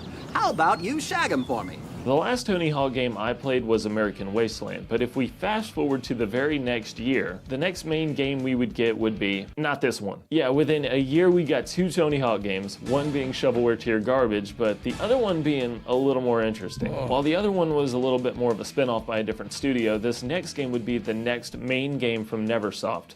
Project 8. I'm putting together an amazing new skate team. The best 8 skaters that can out-rip, out-shred, and outdo all the others will be the... Oh, was Project 8 actually okay? I have some friends at Mod Skate XL that make a game called Fake Fake Skates Simulation, though won't be fun for most people. Will be making gear for it clothes. Nice. Lucky few to make it up my new venture. Project 8 attempts to bring the series into the next generation, sporting a new engine, new physics system, and a seamless open world. Unlike the hidden loading tunnels in American Wasteland, you can directly go to any area that you see without a loading screen. Areas of the world are unlocked as you progress through the story, which Project 8 brings you through your own custom character. You are one of the hundreds competing to get into the top 8 spots for a team being put together by Tony Hawk himself, the Project 8. Why did bleep him? I think he said the N-word. Project 8. Look, I didn't say the story was anything innovative here. The visuals will be a little bit subjective here, as you can probably tell, because the... Yeah, I remember people saying... That's why I was confused. I was like, I never played 8, but I remember seeing people say 8 fucking sucked ass. Maybe he's just here to say that the story was actually entertaining. Characters definitely have an interesting look to them when you first start the campaign creation. One of the things that I immediately noticed when starting the game was that new engine that they were flexing. If you're used to the classic games, you'll immediately notice everything from small details like clothing physics all the way to ragdoll physics that completely leave your character comically bailing out of control. And it's not just a new engine that's been added here. There's a new gameplay feature known as Nail the Trick, a freestyle slow-mo trick where you flick your analog sticks to chain classic flips into your own move. Flicking your analog sticks to do tricks. Does that sound a little familiar? This is actually the feature that kept Project 8 baked into the back of my memory for all of these years, despite the fact I had never played it. The thing is, I always assumed that Nail the Trick was just a knockoff feature attempting to cash in on the popularity of EA Skate. And I felt like my thoughts were being confirmed here when I actually started to play the game, and I saw not only this, but I also saw new ragdoll challenges. I assumed that these new ragdoll challenges where you intentionally hurt yourself crashing through checkpoints or racking up a hospital bill were inspired by EA Skate's Hall of Meat game mode, until I realized the EA Skate was released almost a year after Project 8. It really makes you wonder who was taking inspiration from who here. But if we take a look back at Project 8, there's a lot more here.